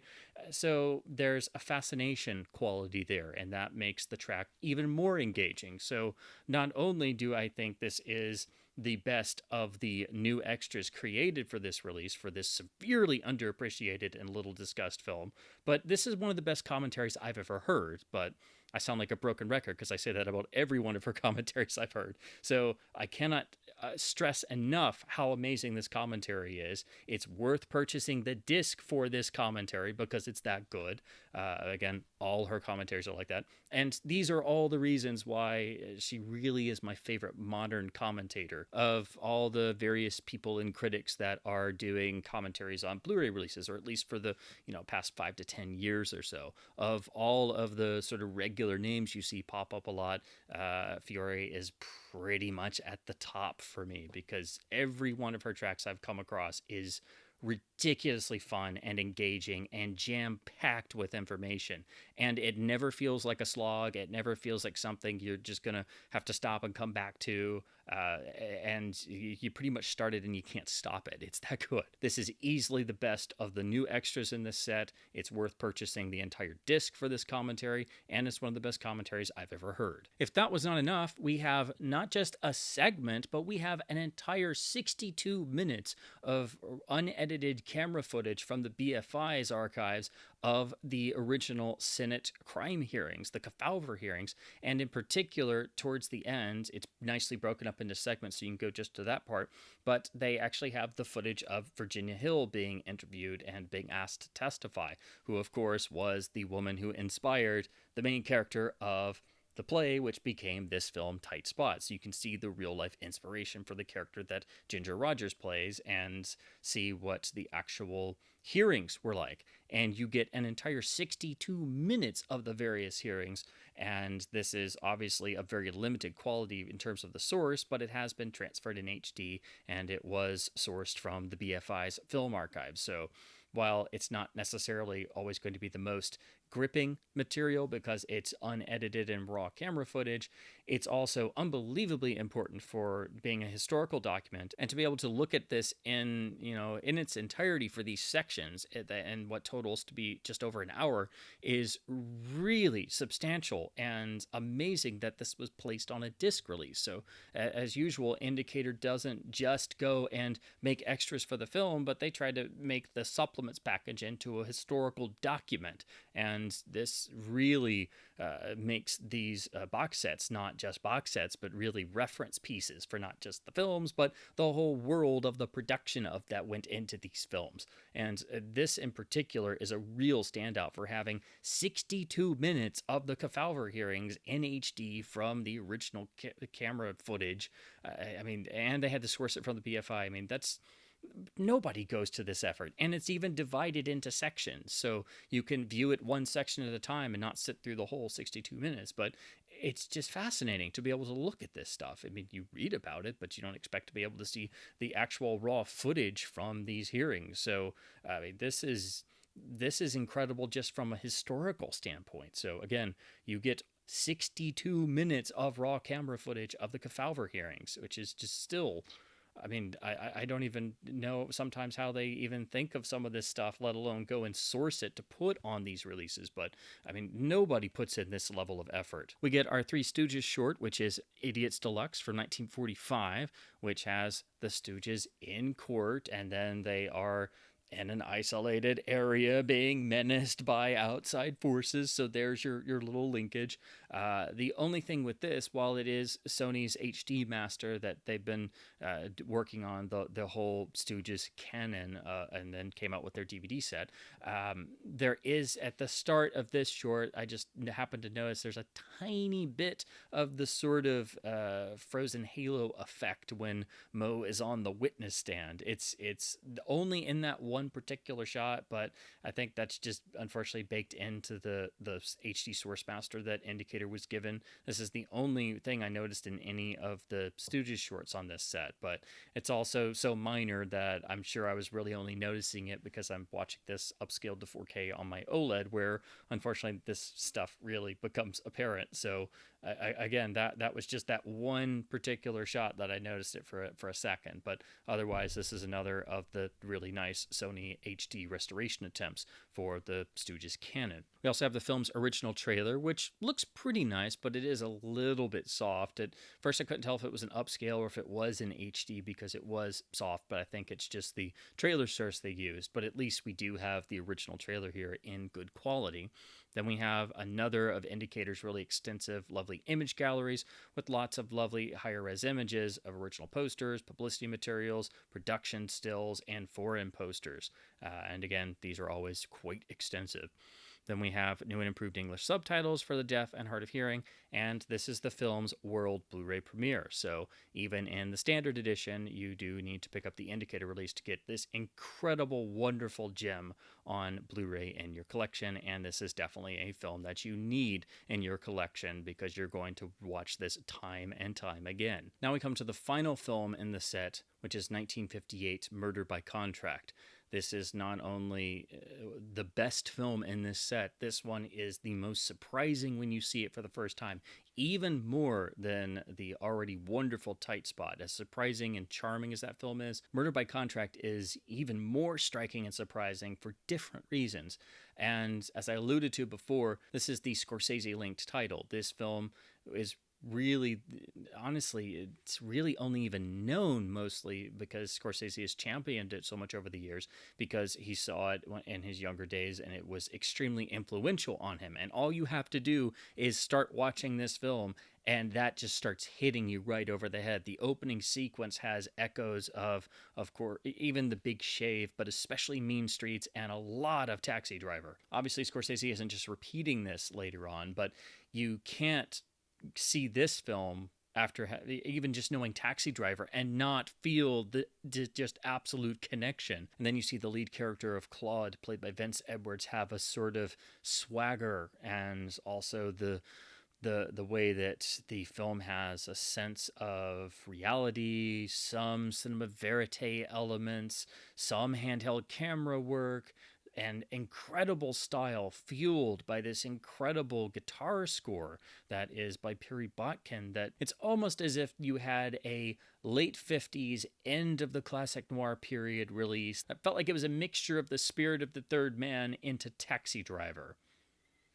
That's Murder by Contract. That's the easiest way to try and describe it. It is hugely influential on Scorsese, but it has a remarkable, just atypical style for the period. It was directed by Irving Lerner, who didn't have the biggest filmography, but this is just supposed to be a little programmer. This is a low-budget affair. This is not supposed to be as ridiculously impressive as it is. It was even photographed by Lucien Ballard, one of the great cameramen who had a knack for being able to shoot lower budget noirs and really make them look like $1 million. And here he's not afraid to again have handheld camera work and have really let the style infuse the story. And the whole opening of this film, you could see it, and I mean, it plays much more like a European art film. The film doesn't completely stay that way. We do eventually have the bulk of the film be a little bit more traditional in its narrative storytelling. But I mean, that opening really pulls you into this world of Claude, who is a young man who aspires to be a contract hitman and eventually gets into his first couple jobs, but also approaches things very methodically. He's a very detached character. He lives by a particular set of rules. He's very rigid in those, but he also knows how to enjoy himself outside of that. But he does seem to take pride in his work, but he also, interestingly and rather curiously, won't do things without extreme planning. He refuses to use a gun on any of his jobs. He prefers to use things in the natural surroundings after much careful planning. And after the really striking opening that frankly doesn't have a lot of dialogue, we then see the first two or three of his contracts.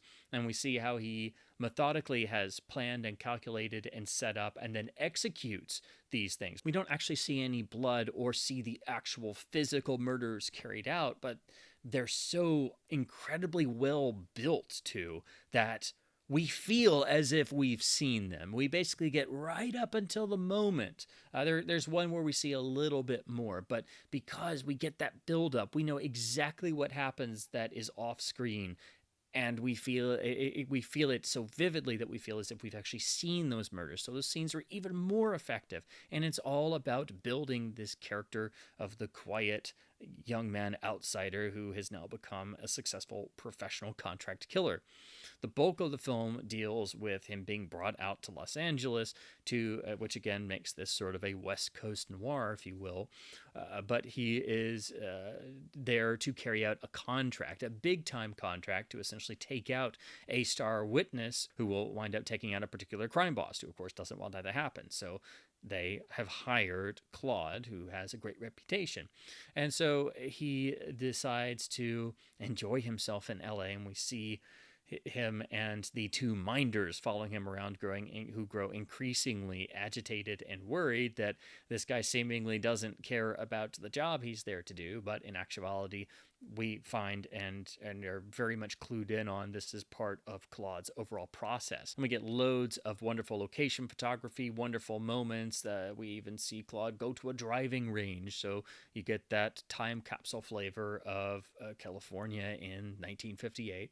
But when the actual contract is revealed and looked into, we get another of these fascinating little insights into this very closed off lead character. The witness is revealed to be a woman, and of course he doesn't like to deal with women because according to him they are unpredictable, and so he would have asked for more money had he known.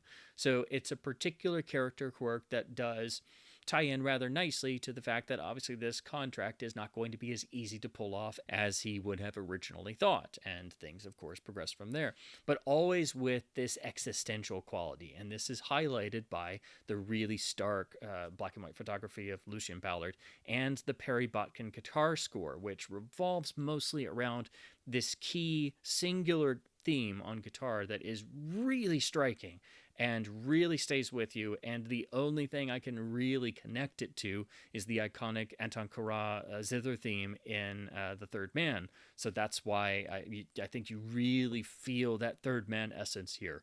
The film does build to what seems like a predestined end. It's an end that you feel in really in your bones from the moment the film starts. So it's not necessarily a surprise, but the surprises are in how we get to that point. And again, the fact that everything seems preordained in certain ways that fuels this existential quality throughout, that it's just unbelievably striking for what is supposed to be a small, super low budget studio film that, you know, on the surface has a really simple script, even though it's quite dark and it's dealing with a young contract killer.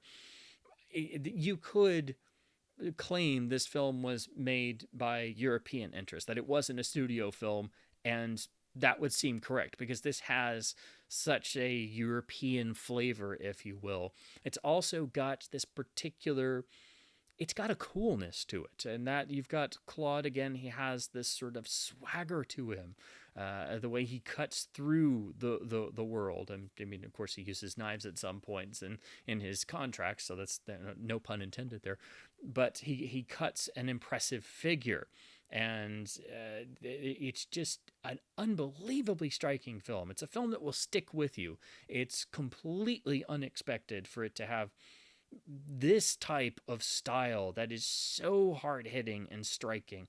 And I can't stress enough how the direction, the photography, and the score unified to just create this incredible mix of atmosphere and existentialism and elements of noir at really in the year that noir is considered to end, because usually Touch of Evil is considered the last true noir, which is supposed to die out somewhere around here in terms of if people want to put a sort of marker on where film noir technically sort of ends.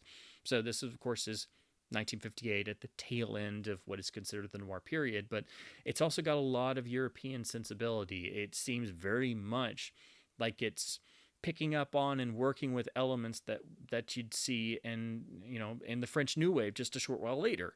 So I mean, you could actually imagine this film being made in France with the same script, just change the locations and the nationalities, and it would feel pretty similar, I think, if this had been made as a French New Wave film. And so I cannot stress enough how unbelievably striking this film is. This is a great film that just comes out of nowhere, and it deserves such a better reputation, and it deserves to be seen over and over again and analyzed and discussed, because it's a film that really sticks with you, and it makes perfect sense why Scorsese saw this as a young man and never forgot it, and why it influenced him so deeply, because it's one of those films you just don't forget. It's just, it really sticks with you. There's a haunting quality. There's a slight eeriness. It's got this sort of disaffected existentialism running throughout.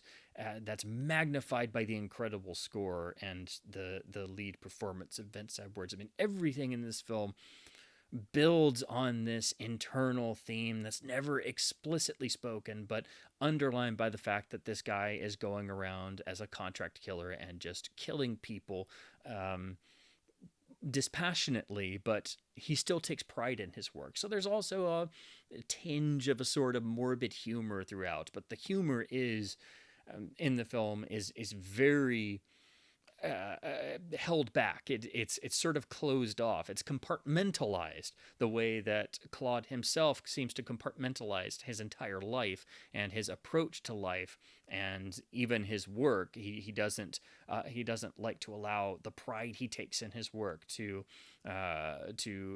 seem too boastful. So he's a very compartmentalized person, and I think the film actually manages to reflect this character and the way he looks at the world and the way he moves through the world in terms of its style and its atmosphere, which is something that very few films are able to pull off. This is just an incredible film. It's a truly great film that everyone should see. And even if you're just looking at it as a Scorsese fan, it's one of the most important films to look at for looking at the influences on Martin Scorsese. It was also uncredited. It was written, or at least Ben Maddow wrote on it. So, of course, this links us back to the first film in the set, Framed. So you have a great noir writer who also, again, co-wrote The Asphalt Jungle with John Huston, working on this film. So it not only makes this box set come full circle, but I think that explains some of the wonderful, just pure noir energy and that sense of existentialism that is then picked up by the direction and the photography and the score to just really push that to turn that up to 11. So this is a film that is defined by an incredible style and is, I mean, it's one of the most striking American films of the 1950s. It feels like a European film through and through.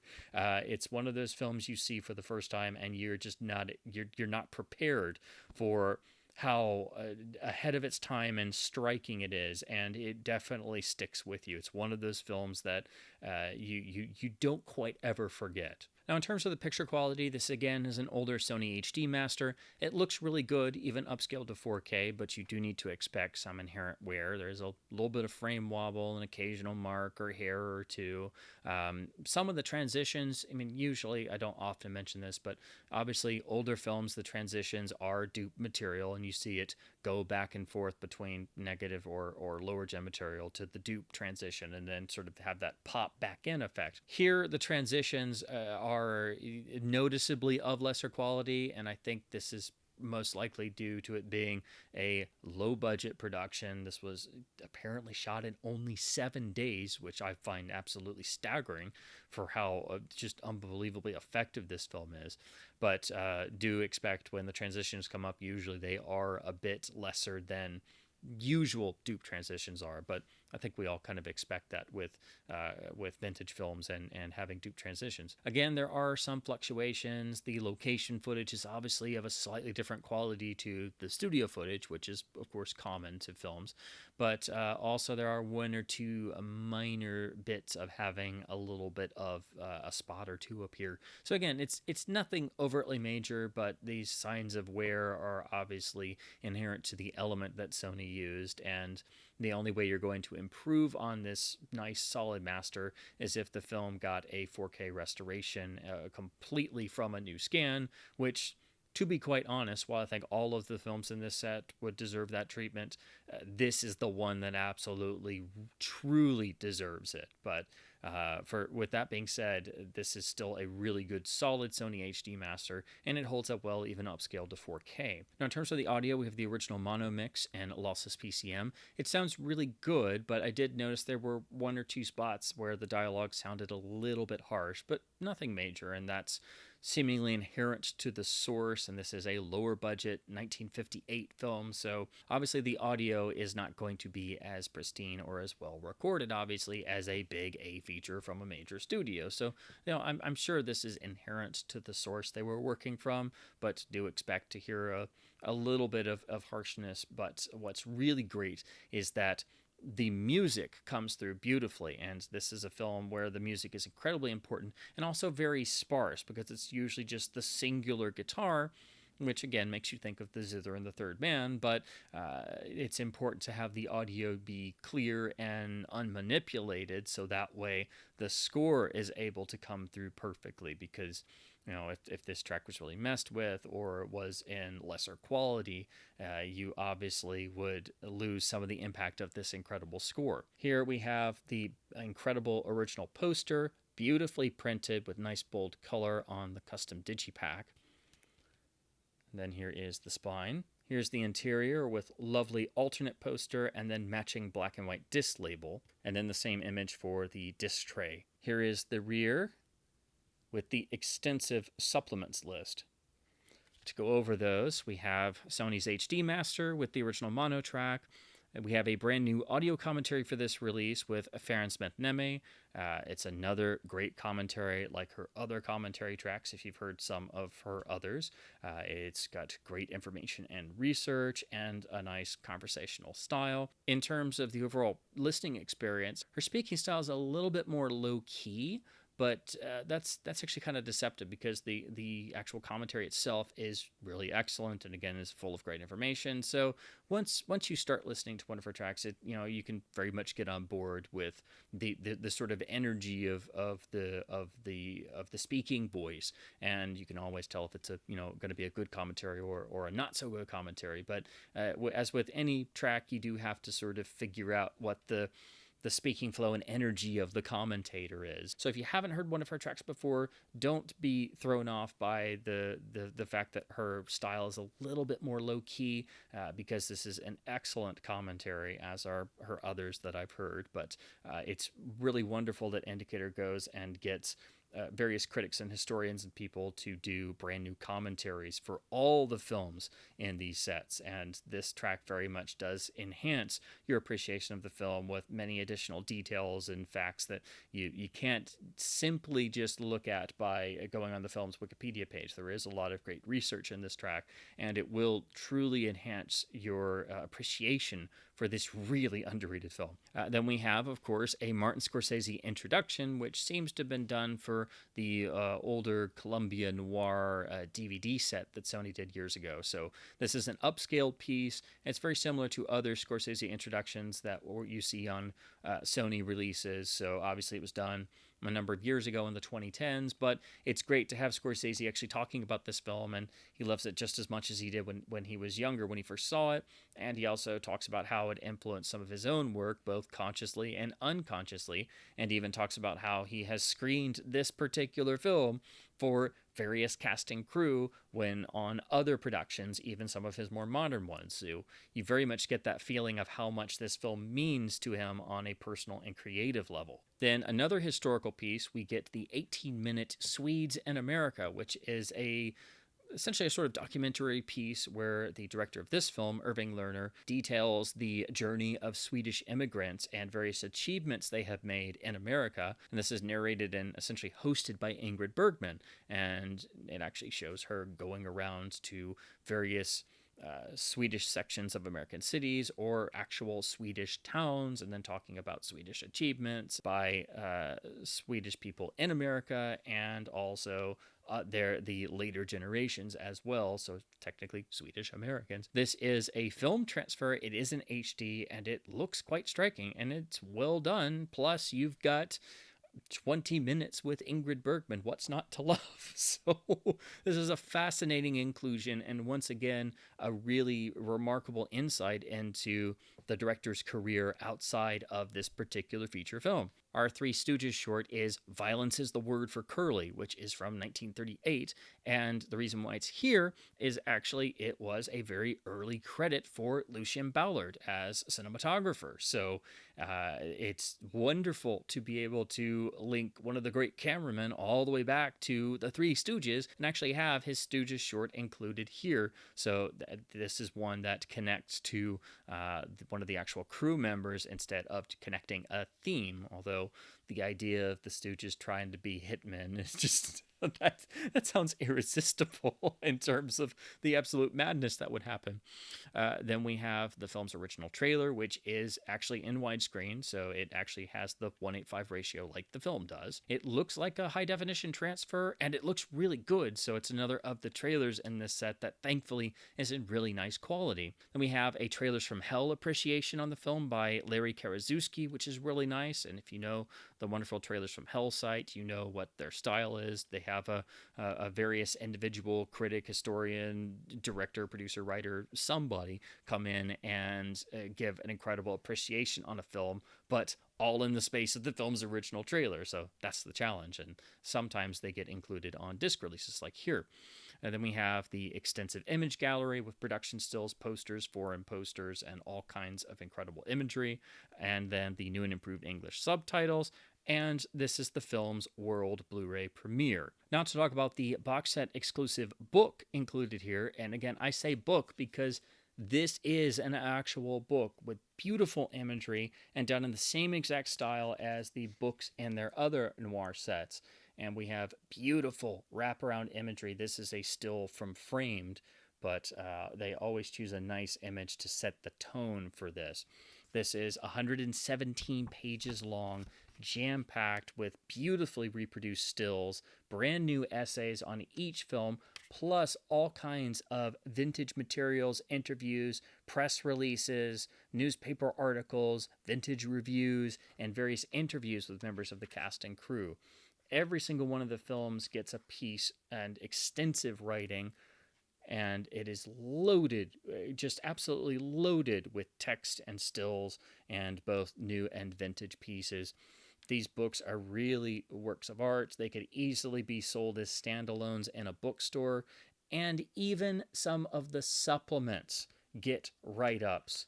I mean, it's just nobody usually writes about the extras or the vintage documentaries or even the Stooges shorts and why they were included here. So even the boys get a write-up in the book here. So, I mean, that's just no stone is left unturned. And then we get the extensive about the presentations, which goes into the HD masters for each of the films, but also the sources and scans for the supplements that they had to source. So this is where you'll find out about the sources used for the various historical documentaries and short subjects, and even the Stooges shorts themselves, and then of course the credits. So this is another reason why these box sets are so amazing. And of course, the books are exclusive to the limited edition box set. So that's another reason why, if you are interested in any of these titles, the box sets are a must, because the standard editions, you lose the box set, the digipacks, and the book itself. And the books are really phenomenal. These are the best printed materials in all of physical media in terms of the Blu-ray and UHD format. No one approaches this level on a consistent basis. So, I mean, these are really incredible, and just another reason why these box sets are some of the greatest physical media releases ever made. So here is the box set itself, again using an image from Affair in Trinidad with a bold orange background, and that's to match the yellow of Columbia Noir 1, and all of the noir sets have a singular color background to distinguish them. So all 5 of the Columbia Noir sets have this same design, but a different key image and color, and so do the new Universal Noir sets that Indicator is doing. So each box remains distinct from each other, but they have this beautiful signature unified design with the now sort of traditional Indicator hard case with the sort of, I've heard it called, it's usually referred to as the belly band, but this is the band that goes around with all the titles and also keeps the discs inside the case. We have the lovely Columbia Noir 2 logo on the side with the same sort of effect as the other volumes. We have the spine numbers printed on the box. The actual digipacks are exposed here on the side, so you can clearly see which title you're looking for, the spine numbers, and the book as well. And then here is the rear with the list of films, and then all of the supplements listed there. So this always gives you the idea of just how much work and effort has gone into one of these sets, how much information you're going to learn, and how many untold hours you're going to spend expanding your horizons and basically getting an entire reference book crammed into a box set. Here is the band with the titles listed, also on the side. Then here is the rear with the number, and of course this was limited to only 6,000 copies, so that is of course why it has long since sold out, unfortunately. And then they always keep one of the vintage taglines on the side, so here it's this one. My only note about these, for those who have never gotten one of these Indicator boxes, when you're taking the band on and off, and when you're taking the digipacks in and out, you do have to be a little bit careful in doing it, because it's easy enough to do, but because the actual dimensions are just a little bit on the tight side, you just want to be careful. You don't just want to take the band on and off without paying attention, because it's very easy to ding or tear the band, or perhaps ding some of the corners of the digipacks. But if you're careful, it's not difficult to do. But I just like to point that out. These are sets that you do want to handle with just a little bit of attention, just to preserve the overall beautiful package, which is incredibly sturdy and such a beautiful display piece. So there you have Columbia Noir Volume 2 and the limited edition box set from the Indicator label in the UK. Unfortunately, the limited edition box has sold out, but you can still get all of these incredible films on the same exact lovely disc presentations in the Indicator standard editions, which I'll have linked to in the description, which you can order from Indicator's website. You can still track down copies of the full limited box set, but you do have to go to the used market, and the values and costs and prices overall have been going up over time exponentially, as do all of the Indicator limited editions once they sell out. But at the very least, you do still have the same wonderful, incredible discs with all the incredible on-disc supplements and the same beautiful encoding on the standard editions, and they are very affordable. So I do absolutely recommend and strongly urge people to check out the standard editions. But the limited box is very much a thing of beauty, and this set overall, with the beautiful attention to detail, the incredible quality, the lovely new supplements, the incredible historical supplements, and also the few legacy extras and things ported over, along with the incredible new book and the lovely packaging, just the overall attention to detail and the quality and the care put into this release. This is easily one of the best box sets in all of physical media, but all Indicator box sets are that way. So don't overlook or pass on any of the Indicator Columbia Noir releases, even if you're just looking at the standard editions. They're all incredibly worth your time. They're all fascinating films, and there are some real great films and I think true masterpieces in these collections as well, along with highlighting a lot of films that really deserve a better reputation and deserve to be discussed and analyzed more, because they're all great in their own ways.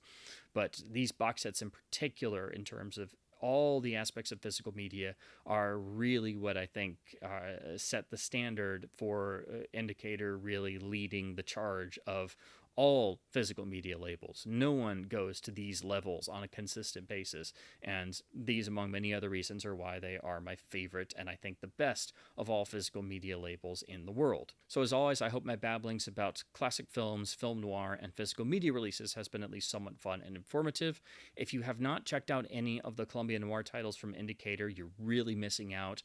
These are some of the best noir releases in all of physical media, and these box sets in particular are there in the pantheon of all-time great physical media releases. They are truly stupendous, and the type of treatment that these films and really every great film deserves. And once again, Indicator has knocked it out of the park with another in their Columbia Noir series.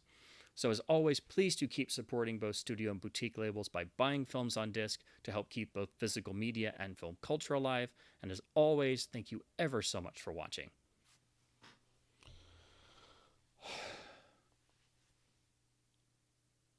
This is exhausting. This is why you split these up. Why do I do this to myself?